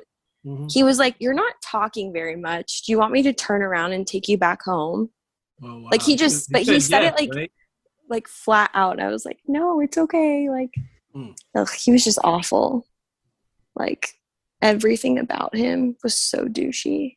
Where were these? Were these encounters both in Utah? No, so the one guy, the first story I told was in Utah, and then the other guy was in Nashville. Where'd y'all go? To his apartment. Oh. Very classy, Netflix and chill first date. Respect. All right, to get down to business. We're grown. Well, what's funny is my friends were like, don't go to his apartment. Go on a real date with him first and then go to his apartment. And I was like, okay, yeah, we're going to go get ice cream. It was a total lie. Like, I lied to my friends. I was like, yeah, we're getting ice cream. And they're like, okay, like, let us know when you get there and all this stuff. And we never got ice cream. Ice cream got a double meaning in certain situations. So, yeah. Well, that sucks. Yeah, and then, for that. Okay, last story, which isn't really a date, but I've brought this up before, but garden party guy was definitely that's so the strong. biggest. For the uninitiated, because I think I know the story, but let's get into it. Did something similar to that, but I'm gonna let Soozy tell the story. This is like a power move. Like, I feel like some guys listening to this could maybe try it. Might work. Take notes, fellas. Maybe. It worked for my roommate who did a similar thing.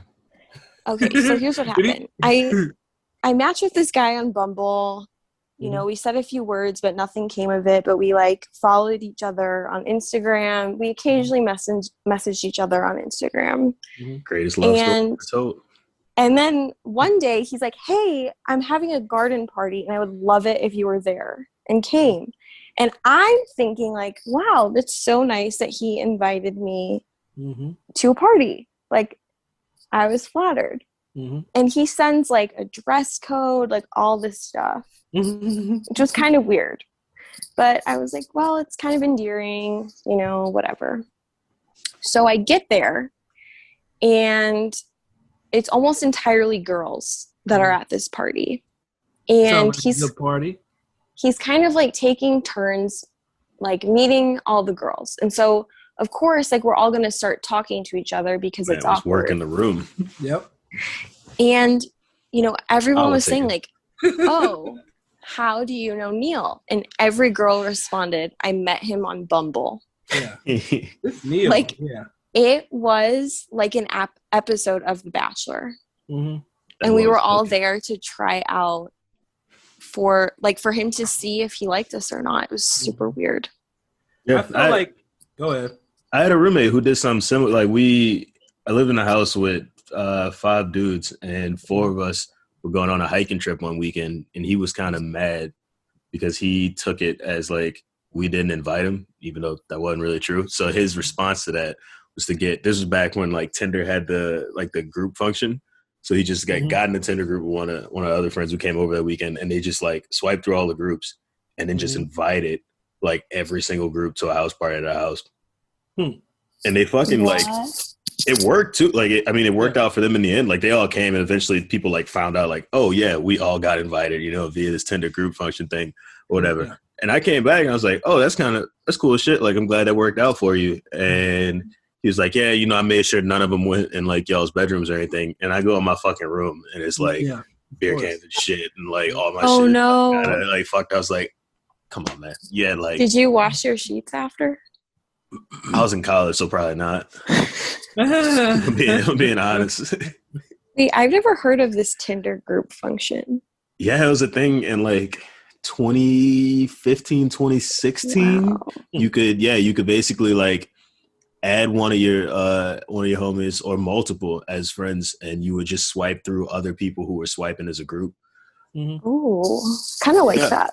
It worked. It was like, honest to God, it worked better than like regular Tinder. Well, because then you're like meeting someone in a group, which can be more fun. Which is exactly why it worked. And you got like, I had a pretty diverse group of friends, so it's something there for everybody, right? Like, you're gonna find something you like there. It was money. I was kind of shocked they got rid of it, but I'm sad I missed that. Yeah, good old days.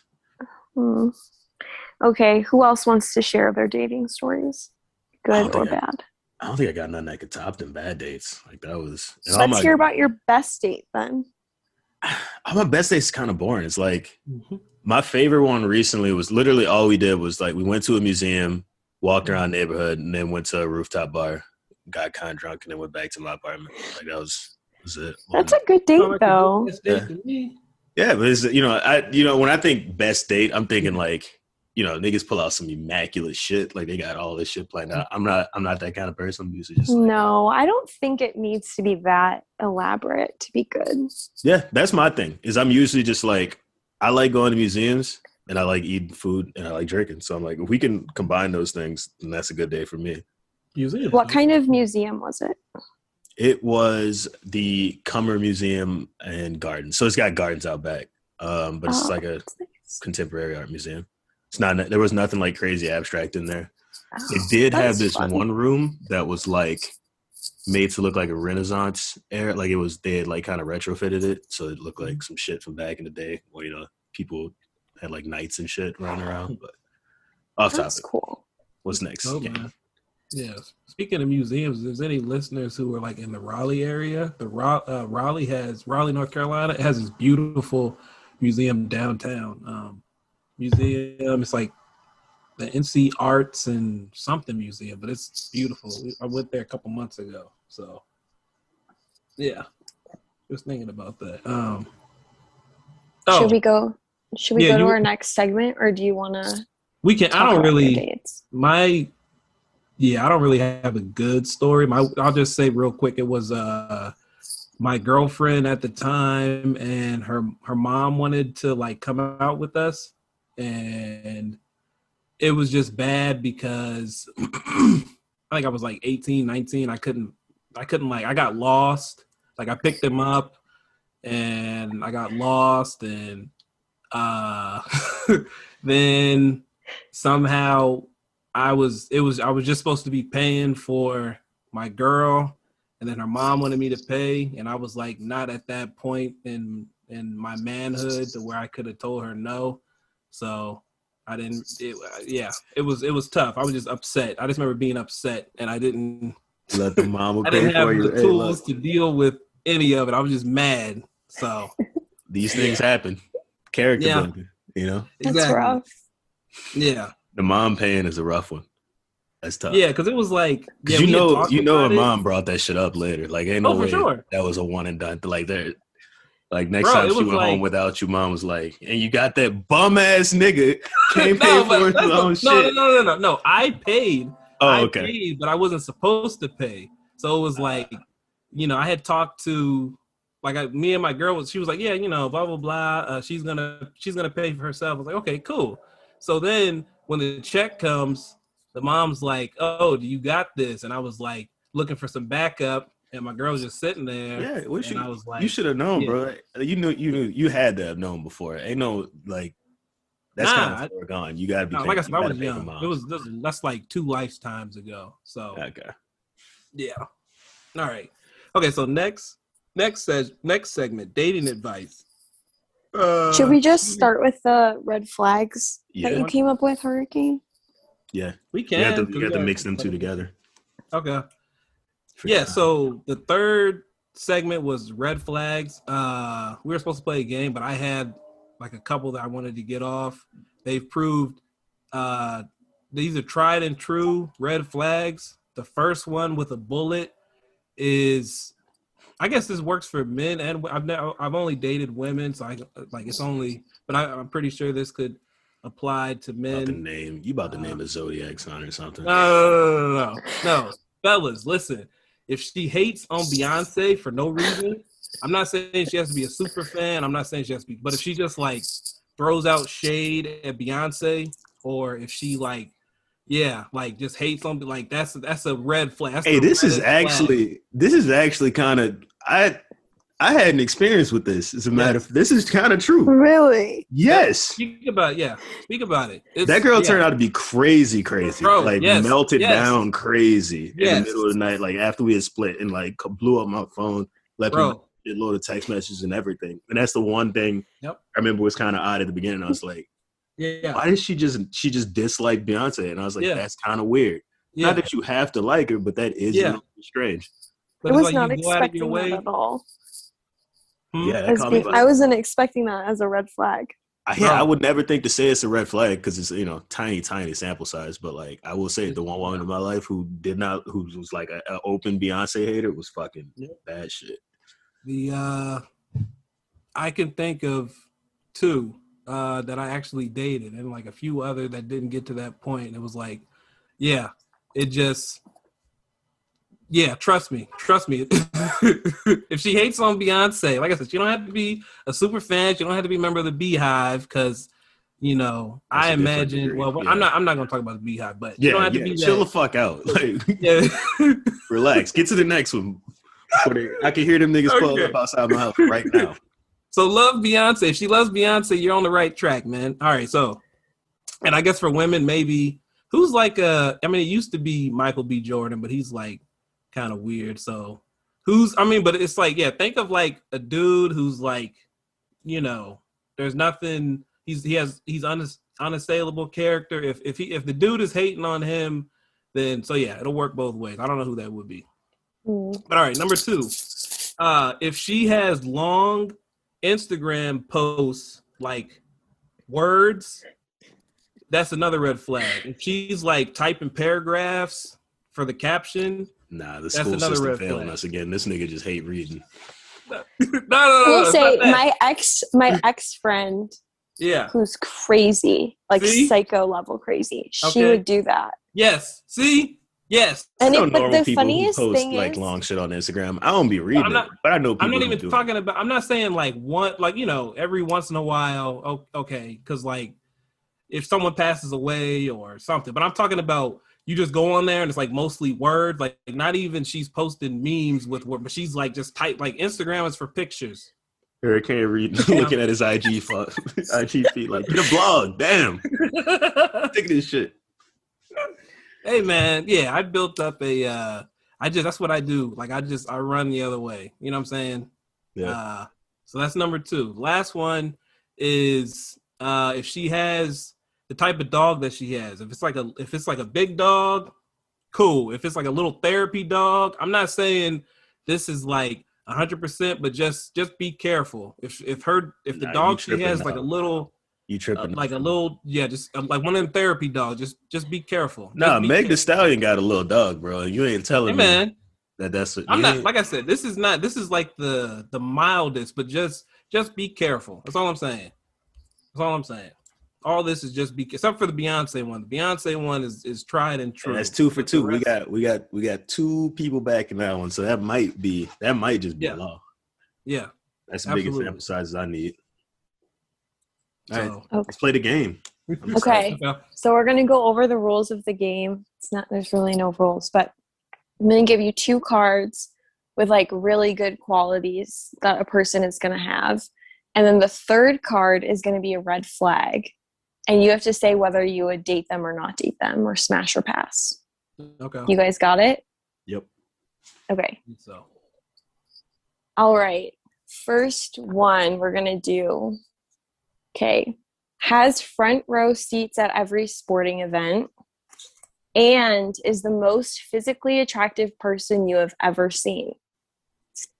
But they open mouth kiss their pets. No. Red flag. Red fucking flag. We wouldn't even be friends. I'm not eating at your house. We're not going out. No. I remember I remember I had matched with some girl on Tinder. And we're talking, and I'm like, okay, scrolling through the pictures, and then I like look, and I'm like, are you kissing your dog in the mouth? And no. All right. Let me start by saying that the front row seats thing could be misconstrued as a bad thing, because granted, you do have front row seats to the Lakers game, but you also got front row seats to Celtics games, and that might mean you're a Celtics fan, and I can't abide by that. Yeah, that's true.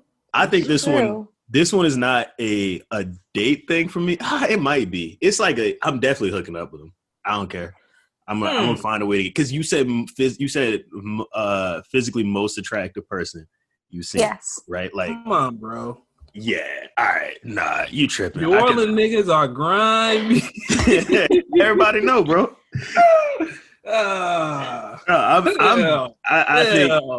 think you got to think of the most attractive person you could think of. Like right now, who is the most attractive person you could think of? Listen, the most attractive person I could think of would no longer be that if I knew they were kissing dogs and cats in the mouth.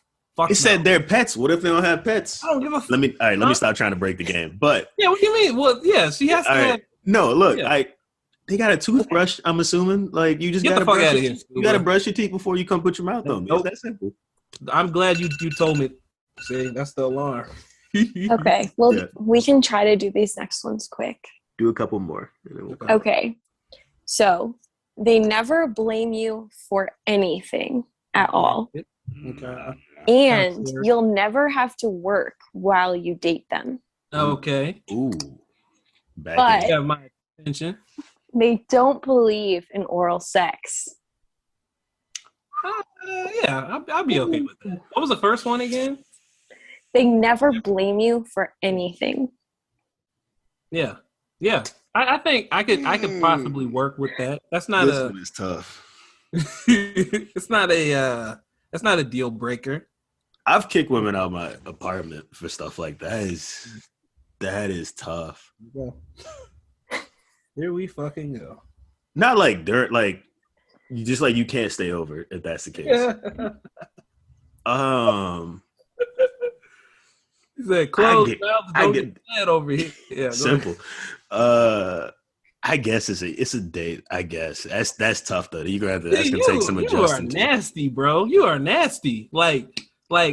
You would date the first one, but not this one. No, I said this is date. I said it's date. This was more to think about because that is match the first one. I think your sex life is important, and that would just make me unhappy. But the not having to work thing would make me very happy. The not being blamed for anything thing. This is another one where I'm like, that sounds really good in theory, but like if somebody always telling you right, is that something you really want? You know what I mean? Bro, look, this is the loophole. If she won't blame you for anything, she won't blame you for getting head from somebody else, right? Ooh, see? All right, yeah, bet. See? Yeah, that's the galaxy brain thing. All right, oh my goodness. One more. Okay. First thing, believes you are the most attractive person they've ever seen. Regular. She's a liar. Okay. Second thing, owns 100 horses. Scuba, I picked that just for you. What? How is that a good thing? Owns. That's not a good. Herds? But if you own 100 horses, you gotta be rich as fuck. Oh, horses! I thought you said forces. Okay. 100 black forces in the closet. Okay. Okay, so that's the second good thing. What's the red flag? And the red flag is they post all of your texts and emails online. Nope. No. Nope. What the fuck? Nope, not a question. Not even. That's I was almost out the door on the horses one because while you are rich, you are a horse person, and we've been down that road before. It's not fun. You like horse people? No, I don't. I said one had me down bad, which is like I was on that narcotic. No, I'm off that narcotic. You said her aunt rode equestrian, huh, Scuba? No, she wrote a question, and let me not the forum for it, but all your texts online. No, yeah, fuck no. That's easy. And we back. Couple thoughts.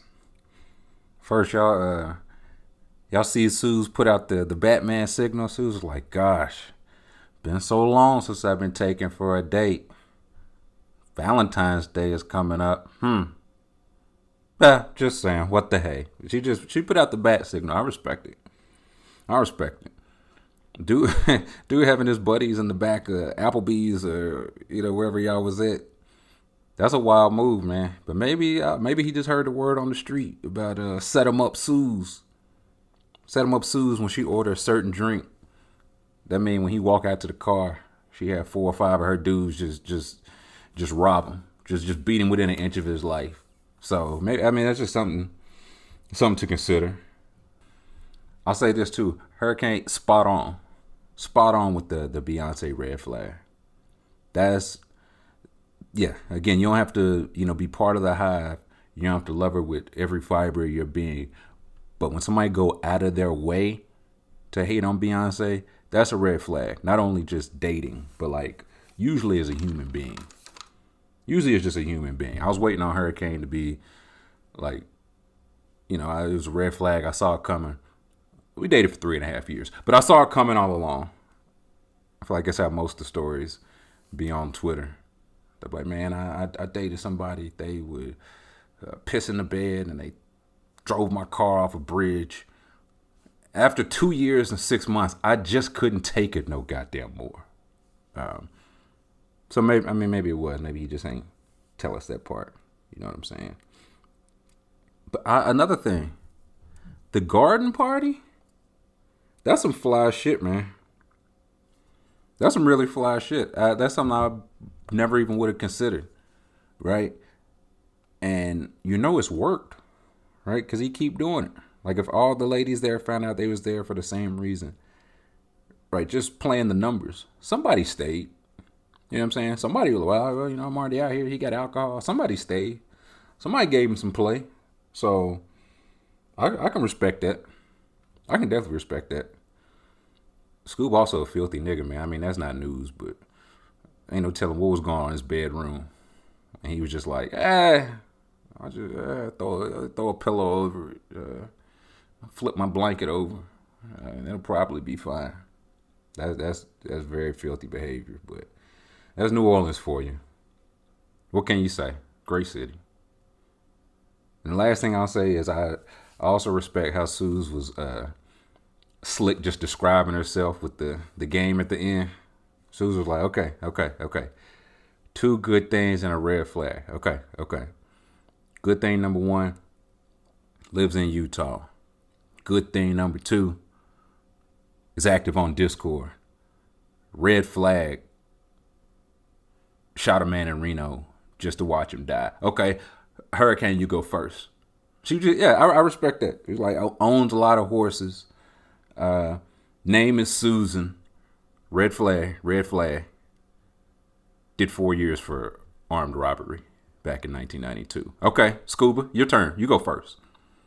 No, but that was a good one. Thank you to the Splash Brothers Luncheon, to Hurricane, to Scuba, and to Suze for our Valentine's Day edition of the Luncheon. Man, let me tell y'all what just happened. I'm so fucking mad right now. So I recorded a good bit. I was just about done with the show. I was ready to shine it up and schedule it for recording. It was going to be, I thought I had a decent show. I go back and listen to one of the last segments I did, and there was static the entire time. A static that I've never seen or heard before, a static that did not even show. Like I'm looking at the audio waves right now. I feel like Metro booming or something. That static didn't show then. Unplugged the mic. I knew it wasn't the mic. I literally just did Legends Live. And I come back and it's static over the whole rest of the fucking show.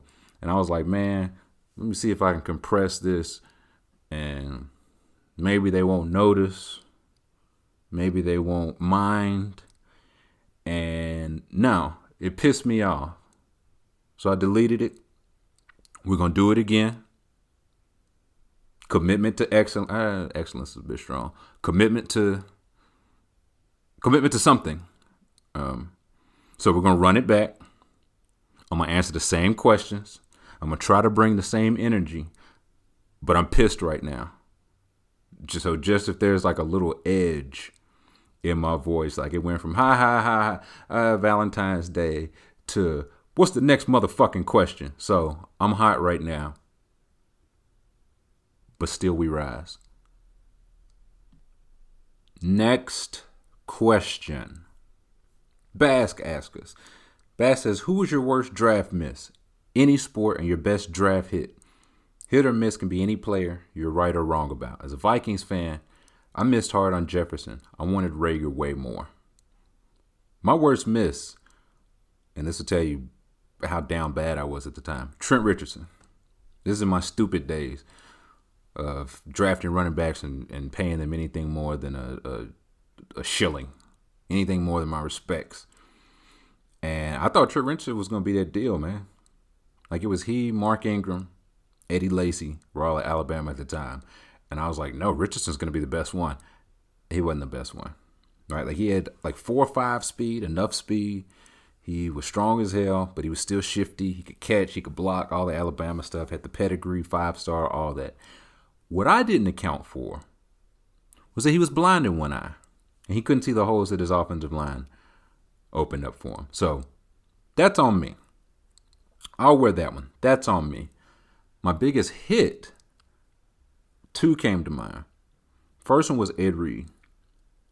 Ed Reed was, I think, the 24th pick in his draft. He was the 4th defensive back taken, and he was the 2nd defensive back from Miami taken. Now, the Bengals, again, just goes to tell you how down bad I was at the time. I was still a Bengals fan. The Bengals had the 10th pick, needed some offensive line help.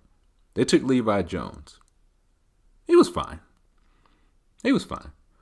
But that was my lesson, one of my first lessons in drafting for need over talent, because there was not a doubt in my mind that Ed Reed was going to end up doing everything in the NFL that he did in college. Like, nothing he did in the NFL surprised me. He did it all in college. Right? Like, he was getting crazy interceptions, running them back, returning punts and kicks and blocking punts and being a great leader. But he was short and slow. And also, he had the best verse on We Ballin' Boy, quiet as it's kept, the Miami Hurricanes rap song. And Ed Reed turned out to make All-Pro his second year. He went on to make 8 All-Pro teams. Levi Jones went on to play 8 years total in the NFL. No All-Pros or Pro Bowls. So Ed Reed, and then second was Stevie Johnson. Stevie Johnson was a receiver from Kentucky. He went in the 7th round, and as soon as he went, I was like, that's way too low. Like, that's a mistake. He had caught 3 game-winning touchdowns that year. He was first-team All-SEC, had good size. He wasn't like burner fast. I think he was like 4.4 speed. He was fast enough, but he got really good separation, And so he went on to become the first Bills receiver to ever have back-to-back-to-back 3 consecutive 1,000-yard seasons. And mind you, this was with Ryan Fitzpatrick before he really figured out like the good part of inconsistency, right? Like, he was just Ryan Fitzpatrick then. There was nothing quirky. There was nothing cute about Ryan Fitzpatrick. Sometimes he's good, sometimes he's bad. He was just bad. And Stevie Johnson had 3 straight 1,000-yard seasons. He had some injuries after that, but when he was healthy, that guy was a problem. And he would give Darrelle Revis, I think he gave Sherman the Blues 1 or 2 times, but he used to give Revis trouble. Like, it was one of those times where people weren't even catching passes on Revis. And I think he went for like 75 yards on him like 2 or 3 straight meetings, or 2 or 3 straight years. Like, he was just getting incredible separation, had a fine resort on Revis Island. So those are the 2 that I missed on. Or excuse me, those are the 2 that I hit on. Other people missed on. Now, to see if this recorded and doesn't sound like garbage. Next question. It says, Dak Prescott just signed a long-term deal with Anheuser-Busch, the conglomerate behind such beloved brands as Budweiser, Bud Light, and of course, Bud Light Seltzer. Of course. The Cowboys have a 41-year exclusive sponsorship arrangement with Molson Coors, most notable for Coors Light, Miller Lite, and of course, Keystone. If you could be endorsed by any adult beverage, beer or otherwise, which would it be? What special flavor or seasonal pack would you design to announce it? And how many of those beverages do you think Wade Boggs could consume over, say, the length of a flight from D.C. to Dallas? Just under 3 hours. Let me just say that there's a dope bar in there somewhere, right? Like, I just flew from Dallas to Dulles, but never mind. Let me say, good for Dak. Good for Dak, right? Now, he's on that Shaquille O'Neal. Yeah, I'll sell that. Trajectory, and I can respect that. This was the first year he really got paid some money, and his leg fell off his body. So get all that coin, Dak. I would say, if I was getting sponsored, give me tequila, man. Give me tequila, because I like Ritas, and you can, release a different Rita every month and call it seasonal, right? Like, we got Scuzzleberry coming for this March. It tastes like a kiwi and orange rinds and diesel fuel. Try it now. Limited release. It's seasonal. So I think one one of them knocking Wade on his ass. I ain't calling cap on the boy Wade, but Wade might trick y'all, man. Wade might trick y'all. I saw a story. I'm gonna read it from a former teammate, Jeff Nelson, where it said he drank 50 Miller Lights on a cross-country trip. Now, that's one of those things that sounds impressive. Like when Future said he took 56 bars all in 1 month. Like, that sounds more impressive than it is, right? Like, if you really living that life, you're like, that's a, you know what I'm saying? That's a decent week. I don't support that anymore. Miller Lite is 4%, right? And again, it's not knocking Wade, but if you ever been at a tailgate and then hit a game and then went somewhere afterward, like, you're drinking beer as long as there's beer available. You know what I'm saying? So this is a story from Jeff Nelson. He says, Wade was the kind of guy who was always the first one at the clubhouse. So he'd get to the clubhouse and he'd bring a 6-pack with him. He'd be there drinking a beer when someone showed up. And when we were packing up our stuff out of our lockers, getting ready for the trip, Wade would drink that whole 6-pack. At the time, we were flying out of New Jersey. So it was a drive between Yankee Stadium to the airport in Jersey. Wade would drink another couple beers on the bus to the airport. At the time, we were flying this older airplane. Couldn't make it across the country without refueling. This is the New York Yankees, dude. I ain't talking about Mickey Mantle on the New York Yankees. This was in the 90s. And had a plane that couldn't, never mind. Couldn't make it across the country without refueling. And it wasn't the fastest airplane in the sky. So we'd stop in North Dakota. Wade would drink about half a rack between Jersey and North Dakota. And it would take about a half an hour to an hour to refuel once we got there. So he'd have a few more beers while we were on the ground. Once we got back up in the air, Wade would drink another 10, 11, 12 beers on the way out to the West Coast. The whole flight from coast to coast usually took us over 7 hours. We touched down in Seattle, hop on the bus to the King Dome, and then Wade would have another beer or two on the bus. Then all of us would get to the King Dome, unpack our bags, sit around and BS, and Wade would have a beer in his hand the entire time. He was always one of the last people to leave the clubhouse too. So I'd say that all in all, he drank over 50 beers on the trip. And this wasn't an isolated incident. He did it almost every time. So again, you're talking about going from the clubhouse to the bus to the plane. You're on the plane stops, you wait for the refuel, you get back on the plane, you're riding on the plane, another stop, bus ride to the stadium, you're at the stadium. That's like 10, 11 stops, you know what I'm saying? 10, 11 stops where you don't have to wait for drinks, where you don't have to wait for a bathroom, and where you're not driving, right? So 50 beers, like he ain't no Andre the Giant. Like it'd take at least 3 Scuzzleberries to not, Dre the Giant down. They said Andre the Giant would drink like 119 beers in 6 hours. That's impressive. That's pretty impressive. They said at times when he was cutting weight, when he was watching his weight, he would drink 5 bottles of white wine a night. That's when he was watching his weight, you understand? So, yeah, I got to get the Andre the Giant flavored Scuzzleberry. Next question from Jim Jam. Jim Jam says, I hope it's okay, but he's got a couple of quick questions. Do you love this shit? Are you high right now? Do you ever get nervous? Are you single? I heard you fucked your girl. Is it true? You getting money? You think them niggas you with is with you? There's a lot to unpack, so let's go one at a time. Do you love this shit? No. Are you high right now?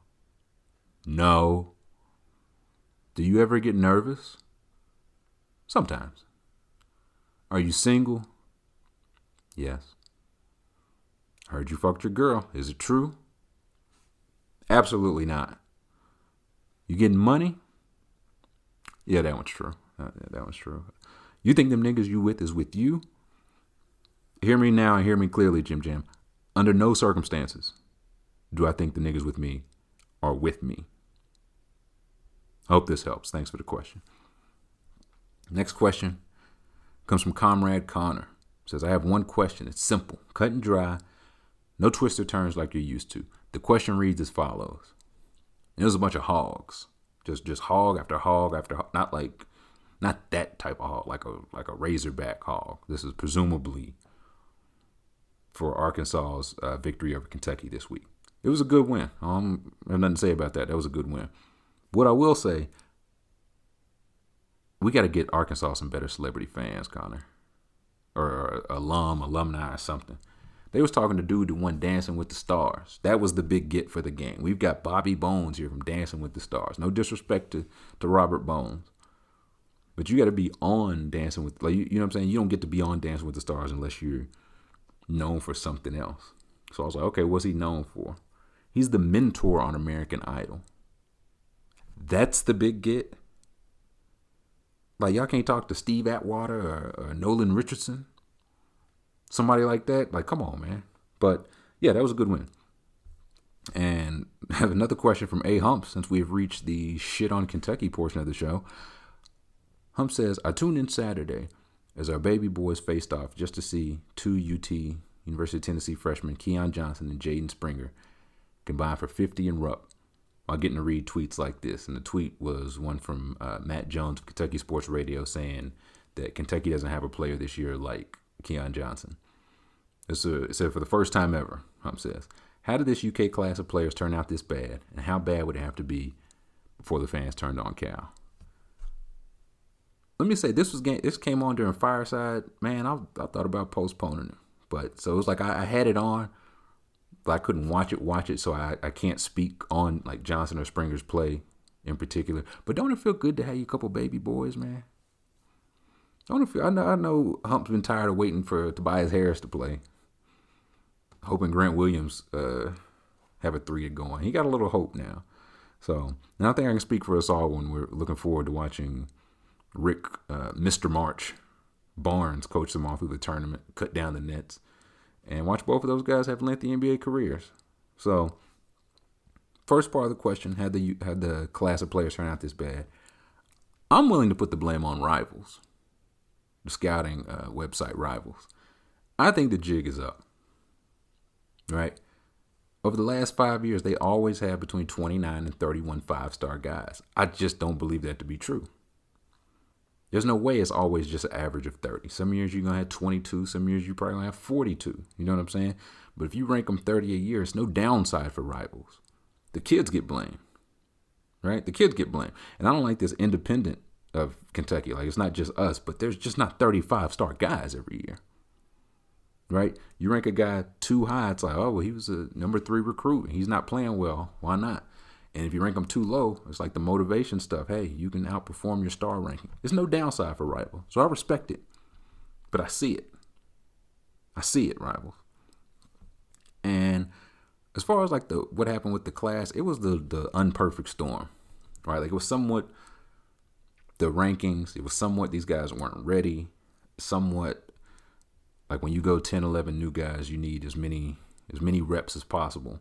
Right? Like, they normally playing in like the Dominican Republic or Puerto Rico. They play in like the tournament at the beginning of the year where they play Michigan State or Duke. They're playing North Carolina and Kansas, and you're supposed to play Texas. Like, you normally get all these preseason games in to hit the ground running for the regular season.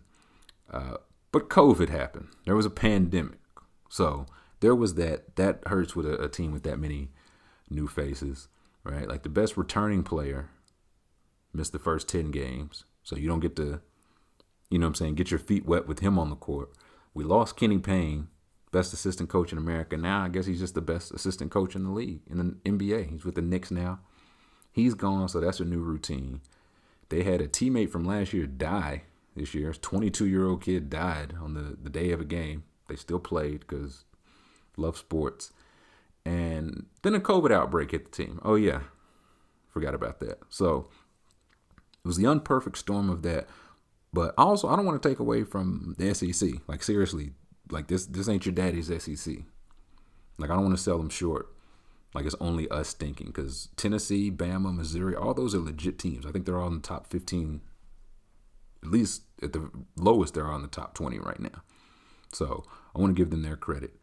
And we're also missing one of the five-star guys. Like, Terrence Clark wasn't playing that well early on, but nobody was. I can't hold that against him too much.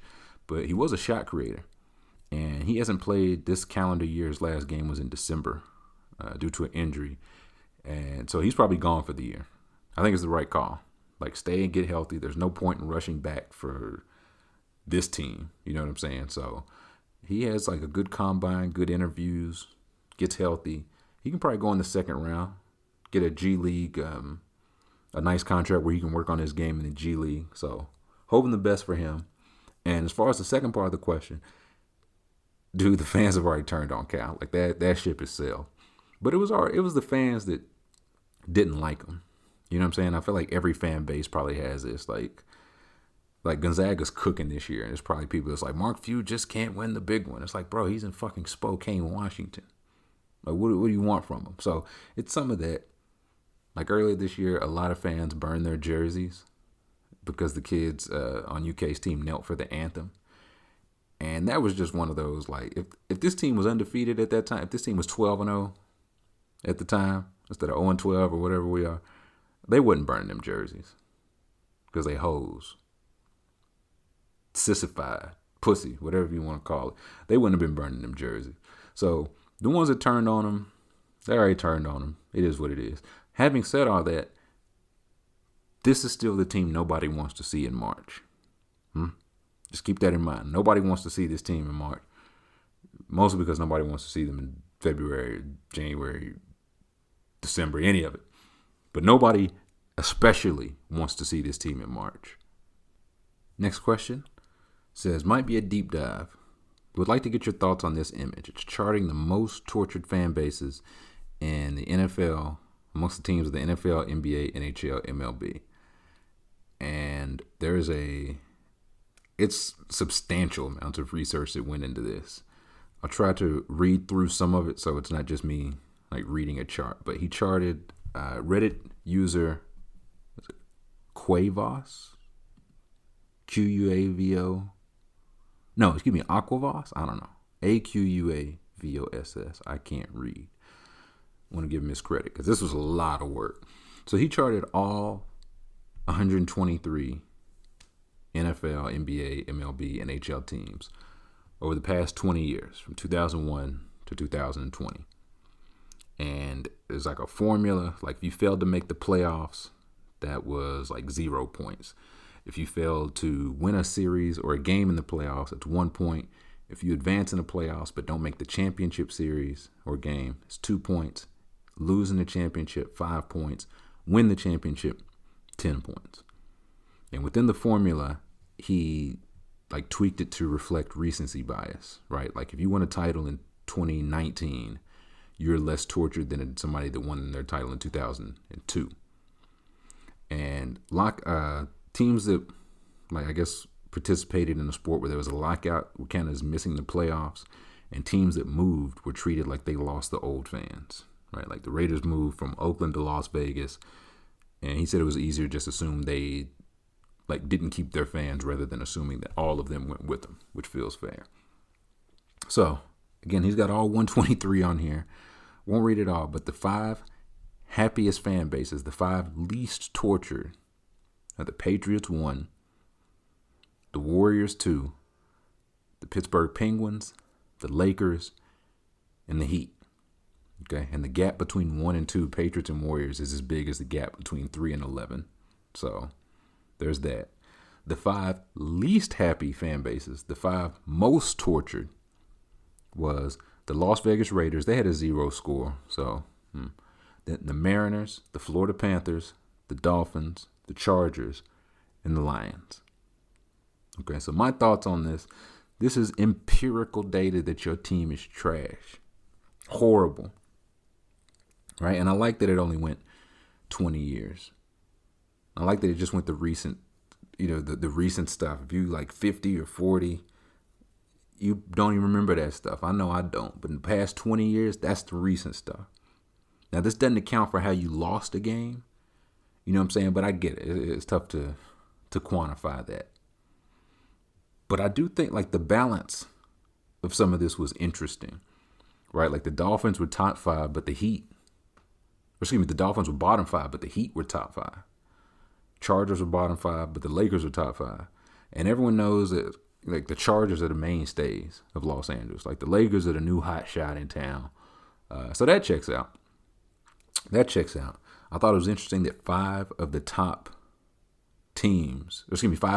8 teams were NBA teams. Warriors, Lakers, Heat. Those are all top 5. Then Spurs and Cavs are right behind them. LeBron James played for 3 of those teams. and beat the other two in the finals. That's tough. That's tough. I ain't seen no empirical data for Tom Brady, and please don't send me any empirical data on Tom Brady. Like, not him doing anything. I'm not interested. Thank you. Also, if you needed any more proof that karma just does not exist, all 4 of Boston's pro teams are in the top 18. Right? The Houston Astros were 15th in between the Chiefs and the Seahawks. I don't think the Chiefs or the Seahawks got caught cheating to win a championship, to my knowledge. Like the Knicks were down there with the Jaguars, the Hornets, the Buffalo Sabres, the Pittsburgh Pirates, the Browns, and the Kings. It's a tough scene. Looking forward to this in 20 years after Emmanuel Quigley has won 20 straight championships. But for right now, it's a tough scene. So I want people to use this to reevaluate. I think if you search for most tortured fan bases in Reddit, it'll come up. Look at the data. See if the team you're rooting for, see if it's still worth it. It's probably not. Okay, it's probably not. And now there's proof. Next question comes from Cardi3Mac. It says, this video went viral a couple days ago and I wanted to get your perspective on it. What would you do if you were in this situation? Also, what's the biggest mistake you've had when it comes to technology? Arian Foster's mic not being on. And the video, I'm sure everybody's seen it, is of the guy. He has the cat filter on. He's talking to, I think, a judge and a lawyer.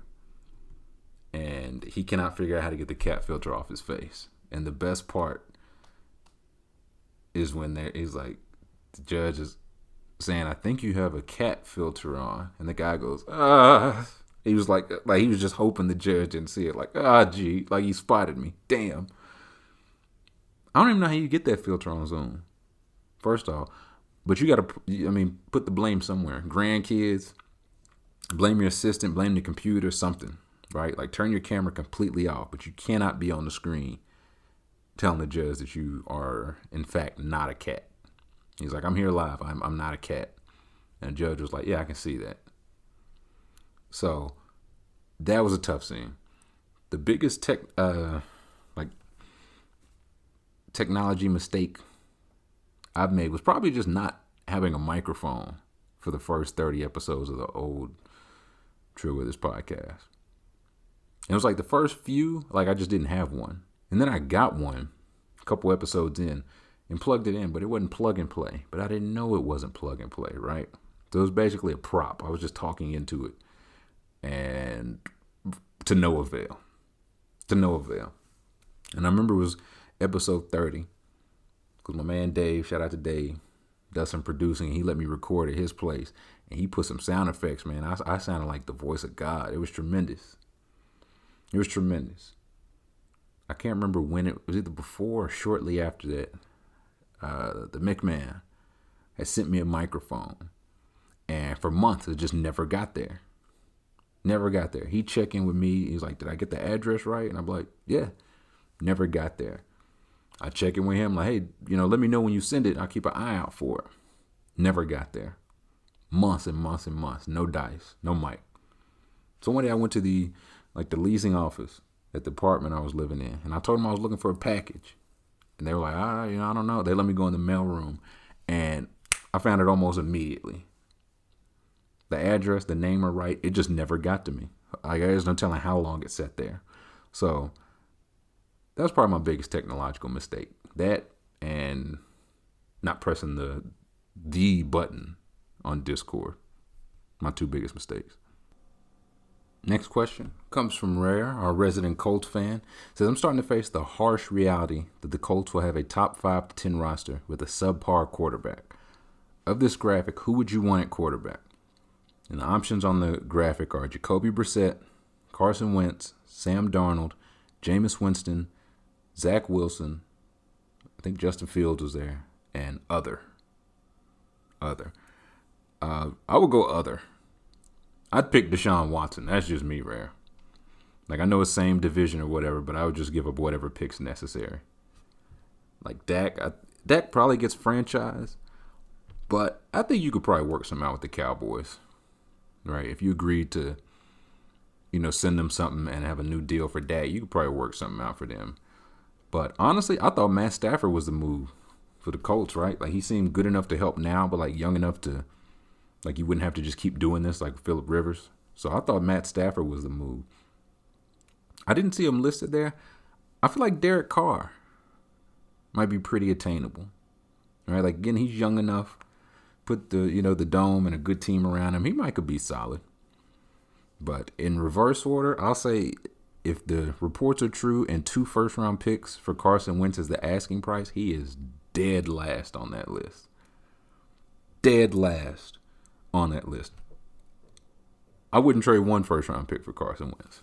I don't hate getting him, right? Like, I don't think he's as good as the MVP or the year where he had them the 1 seed. I don't think he's as bad as last year, but he was pretty bad last year. So if I could get him, I don't hate it. I would not give 1 or 2 first-round picks for him. Like, those are 2 picks I could be trying to get Deshaun Watson with. Darnold, he's probably next there. He could be the best of both worlds, right? Like, much cheaper than Wentz. Still young enough to have some upside because he's just had a terrible coach and team around him, and he hasn't been paid yet, so you would get to dictate that. Colts have the 21st pick in the draft. I don't know what it would take to move up and even get, Justin Fields or Zach Wilson, but I'd just rather use those picks to try to get Deshaun Watson. Jameis was there. Jameis and Jacoby feel like 2 sides of the same coin, the same Negro coin. Like, Jacoby Brissett, he's not aggressive enough downfield. Jameis is probably too aggressive downfield. Both could be had for cheap, though.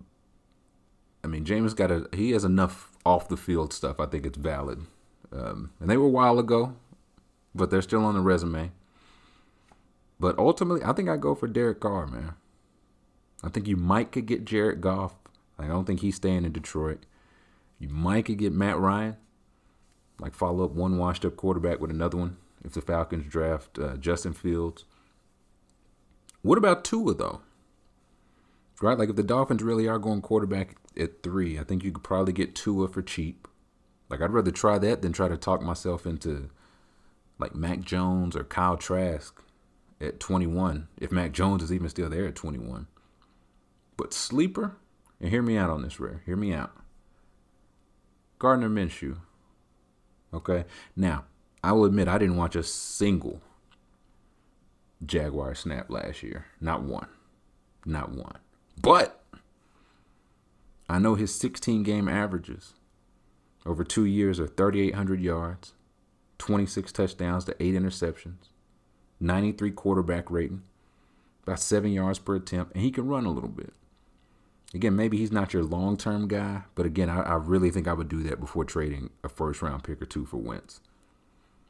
Like Darnold, he's only played with like awful and dysfunctional teams. I saw that Pro Football Focus had him 3rd highest in passer rating, I think, against the blitz. And he was also 3rd highest in negative graded plays this past year. So the numbers he was down there with, Wentz was the worst, right? Wentz was down there too, and he's the most expensive of these guys. That just don't add up to me. Like the Colts staff, they've generally improved their quarterback play. Again, they can put a good offensive line, defense, run game, all that with them. So I don't hate trying to find like your next Ryan Tannehill. But Tannehill going from Miami and becoming a franchise quarterback in Tennessee, that worked like because he was cheap, right? Then they decided to pay him. So that kind of rules out Wentz, Goff, and Carr. But I would say Carr or Gardner Minshew, man. I would just something to consider. Just something to consider. Next question. At what point do we get concerned about the Nets? I personally didn't think the defense would be too much of an issue when they traded for Harden. But since January 27th, they've given up 128, 125, 149, 120, 123, 124, and 122. Only one of those games went to overtime, and 2 came against the Thunder and Pistons, known juggernauts. Do they need to make another trade or wait for buyout season? I would say this. I think my biggest concern right now about the Nets is the minutes. James Harden is playing 39 minutes a night since he got to Brooklyn. They lost by double digits to the Pistons, and he played 39 minutes. And I know he's very durable. Like, that's part of why you get him. But I also thought the point of trading for him and putting him on this team was so that he wouldn't have to keep doing this. Right? Like, it's like, oh, Harden is worn down by the playoffs because he's had to do so much. Yeah, he's playing 40 minutes a night. He's played 12 games in Brooklyn, and he's hit 40 minutes in 6 of those. 6 of those. Kyrie is playing more minutes than he has since he was 22. And I know they're not traveling as much. They're doing like the baseball-style series. KD has been out as well, but that just feels worrisome. Like, Durant's 32, is a 7-footer coming off the Achilles, and he's looked great. But he's playing 36 minutes a game. He hadn't played that many since he won MVP in Oklahoma City. So the minutes concern me. They're playing at a really fast pace. They're at the 8th pace, and that's a lot of running up and down for a team that can't defend and has like a 9-man bench, 9-man rotation when KD's healthy, and an 8-man rotation when KD is not healthy. And that's not to say that Norvell Pell and Landry Shamet, TLC, Bruce Brown are those guys like the answer to their prayers. But it's like, you have a good offense, when your main 3 are healthy. You already know that.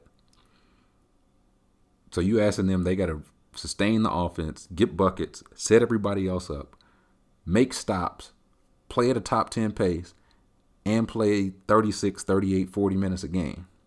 Like, and you're trying to win 4 rounds like that? I don't know. It might work, but I don't know. And the waiver wire is going to be interesting this year because the play-in tourney on both sides adds, 2 more competing teams that normally might be ready to buy out guys. Like, you've got less incentive to pay a guy to just go away if you can just get in the play-in tournament with him. So I don't know how that'll look. But also, peep how Nash and D'Antoni run the offense, right? They're getting the credit for the offense. You got Durant, Harden, and Kyrie. A lot of work being done there. Jacques Vaughn, the defensive coordinator. You know what I mean? Jacques Vaughn has to run the defense. This man has no defensive tools. And I read an article yesterday, day before. It was like, hey, does Jacques Vaughn deserve some blame for this? It's like, all right. This team couldn't stop a runny nose. And they're already putting the blame on Jacques Vaughn in February, no less. So I think it's going to have to be the trade market. It's going to have to be like second-round picks. But second-round picks they're not of zero value anymore. You used to get a second-round pick and it'd be like, yuck. Now you can get solid talent there. So I think you might could get like a PJ Tucker, maybe Daniel House if they're done with him, like JaVale. Minnesota might be able to or be willing to give up Ed Davis. They got Naz Reid, they got Vanderbilt, and McDaniels getting some run in addition to Cat. Trevor Ariza, you know what I'm saying? He's still out there, but he didn't really have much value for Oklahoma City. I don't think he's played this year, but I don't think they want him to play this year. Like Dinwiddie, you could use him to match money. But I don't think it would take a lot to get like LaMarcus Aldridge out of San Antonio. He's on an expiring contract. He hasn't played that well, admittedly. He's out right now with a bum hip. But I don't think it'd take a whole lot to get a guy like that just hope that he can provide some type of help defensively. Like Kevin Looney in Golden State, I think he's hurt again too. But like he makes $5 million. You take his $5 million off Golden State, that cuts their luxury tax bill by quite a bit.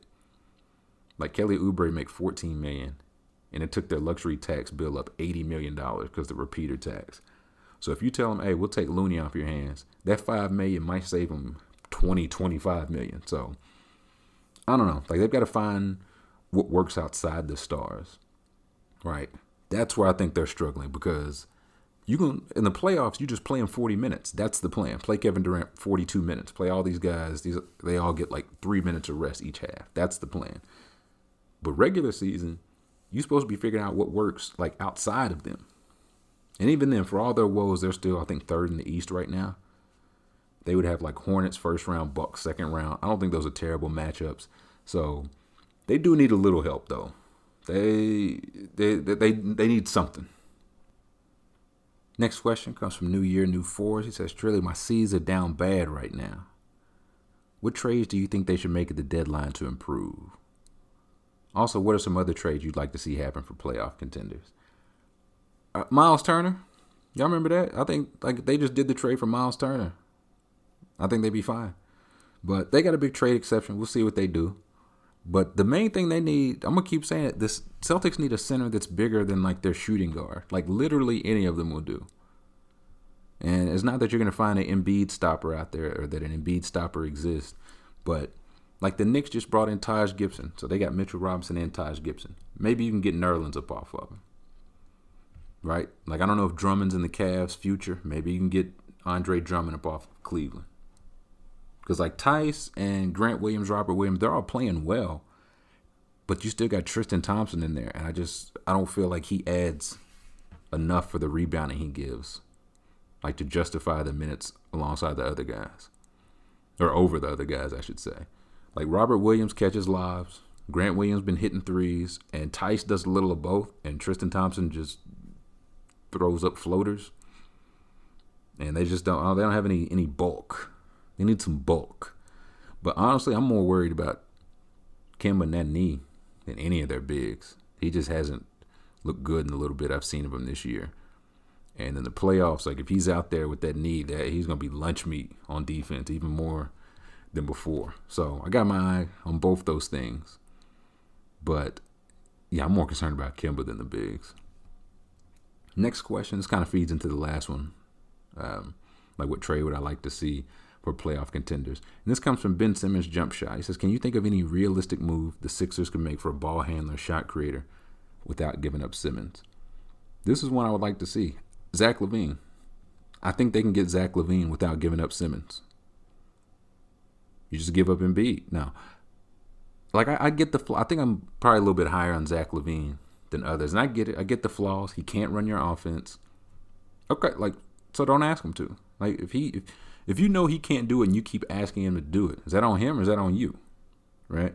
He's not a great defender. I get that too. But he's shown he can, like, be part of a competent defense. That's really all you need. And also, he scored 28 a game on, like, 50, 40, 90 shooting. Like, he got a lock up too. Like, damn. So, the good thing is that he only, quote unquote, only makes $19 million a year this year and next.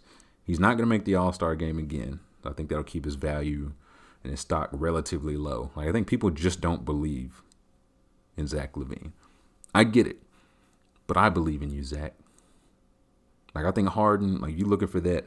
Harden was gold medal. Bradley Beal was silver medal. LaVine's bronze of like that, like shooting guard that can create a shot for others, hit some threes. But you can get bronze LaVine without giving up Simmons, man. Like Danny Green's salary. You have to give up the young gunners, though. Like you probably have to tell them take 2 of Milton, Tyrese Maxey, and Matisse Thybulle. Probably tell them take 2, if not 3. Maybe you can get them on one of either Korkmaz or Isaiah Joe. Maybe you take back that last year of Cristiano Feliciano, the center for the Bulls. I don't know his name, but I think he's in the last year of his deal, and he's like their 9th string center. And yeah, a first round pick, couple seconds. Like I think you can do that. It's attainable without Simmons. That's the move I would make. Because you could like set it to where you always have like LaVine and Seth Curry out there at all times. Like that's all the spacing you need. You need a shot created, give it to LaVine. You need a bucket down low, go to Embiid. Something in the middle, go to Tobias Harris. You need somebody terrified to shoot a 3, give it to Ben Simmons. So that's the move I would make. That's the one that I would like to see. Next question. We got a couple left. We're about to get up out of here. It says, I hope this doesn't sound too broad, but I just want to ask what Legends Live has been like as an experience for you. Between hearing Chris Mullin talk about his first time hearing hip-hop and getting Bill Walton to talk about whatever the hell, it must be a lot of fun to host. I got to say, it's been great, man. It really has been great. I enjoy it because I feel like too often when we hear about legends and retired guys, we hear about them when they're down on their luck, when they're, down bad, they're not doing too hot. So I really do enjoy getting to hear from them when they're healthy and they're doing well. Like I love hearing like just about all of them. If they don't have their own foundation, they're doing something with somebody else's foundation. They're just about all of them giving back to their community, either where they grew up or where they played, sometimes both. Like all of them still watch the game actively. I haven't talked to anybody yet that's like, nah, I don't pay attention. They all watch it actively. And knock on wood, I haven't heard anybody like talk shit on the younger guys. Like I haven't had any of that, our game was tougher. Steph Curry wouldn't make it back then. None of that. So I really enjoy that part. Now it's a mixed bag on if their internet will be working or if they're yelling at their kids in the background. But it's been good. It's been good. It's Thursdays, 5 Eastern, 4 Central. If you can't catch it live, search for Legends Live wherever you get your podcast and check it out there, please and thank you. Next question. You think you got a better chance making a wide open three in a real NBA game or scoring from the 1 yard line in college football? One, I can't do either of these things. Let's get that out. I want to get in front of that. But it's definitely the 3-pointer. Like shooting is shooting. You know what I'm saying? The distance, from the hoop to the corner three is the same in every gym, right? Now, the situation won't be when I see Mikal Bridges, his 9-foot wingspan closing out on me, but the muscle memory is there. It take me 15, 20, 25 shots, but I might get one to hit the rim, you know what I'm saying? And it might bounce in. The football, that's not going to happen. Like there's no simulating getting hit by all 11 members of Alabama's defense at the same time. And if you ever like been and stepped on like a college or NFL field, you see how far a yard is, and 2, you're going to see how far you have to stand back. Like if they're rushing it from the 1, like you're on the 1 yard line, you're the running back, you standing at the 6, 7, 8 yard line. You got to run all them 20, 25 feet, and all 11 members of Alabama are focused on hitting you hard. So that was not going to happen. So give me the 3-pointer. And the last question for today comes from Crawford. Crawford says, Trilly. I said, yes. He says, the NBA has selected you. Yes, you. To select a new song to replace the National Anthem to be played before every game for the remainder of eternity. The only caveat is that the song cannot have any vulgar language or sexual innuendo to not offend the Jazz fans, of course. Of course. What song do you pick and why? Great question. Float On by the Floaters. It's like a 15-minute long song of guys. They just say their name. They say their sign. And they just sing about love. You know what I mean? That's really it. Like you can sing about love. They don't do, there's no innuendo. And quiet as it's kept, this actually should have been the national anthem all along.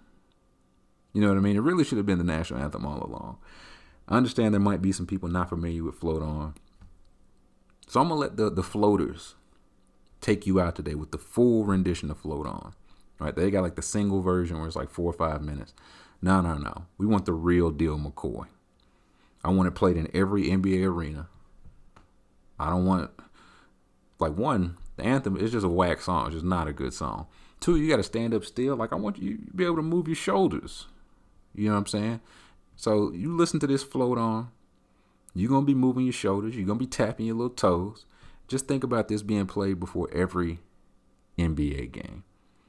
So I'm going to let the Floaters take you out. But before that, you already know. Appreciate you being here. Appreciate you subscribing. Appreciate you listening. Let's keep taking this seriously. Let's wash our masks.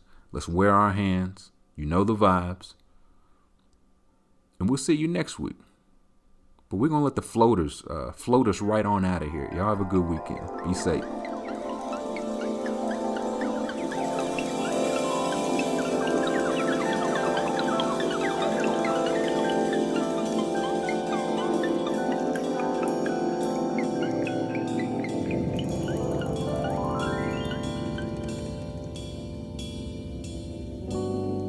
Aquarius, Libra, Leo, Cancer, Ralph, Charles, Paul, Larry.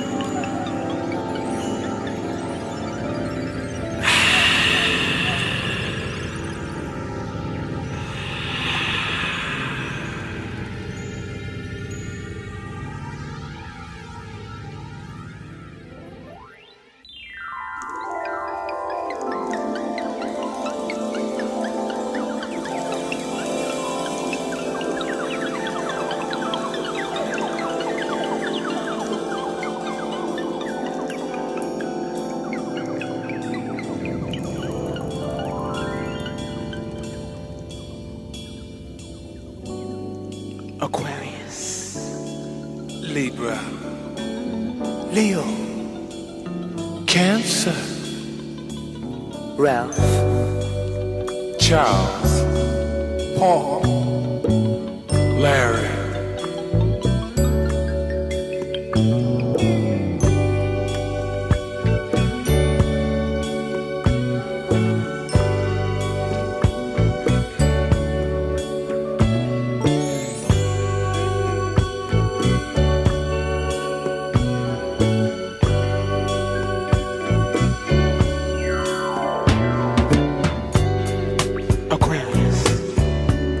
And my name is Ralph. Now I like a woman who loves her freedom. And I like a woman who can hold her own.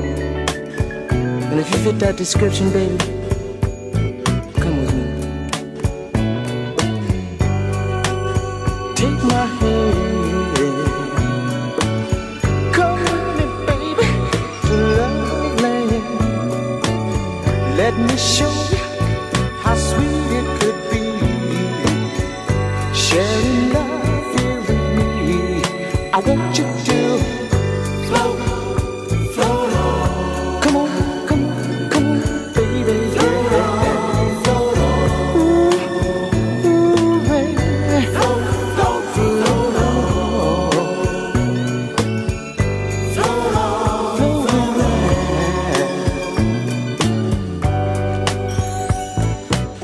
Libra. And my name is Charles. Now I like a woman that's quiet. A woman who carries herself like Miss Universe. A woman who would take me in her arms and she would say, Charles, yeah. And if you fit that description, this is for you, especially.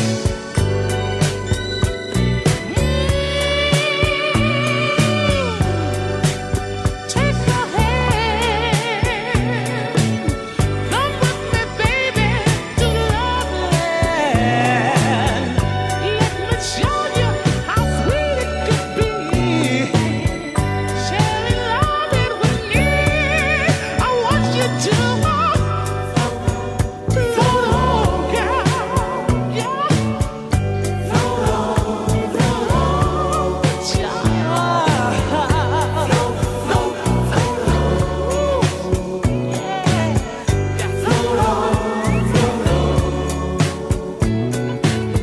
Leo.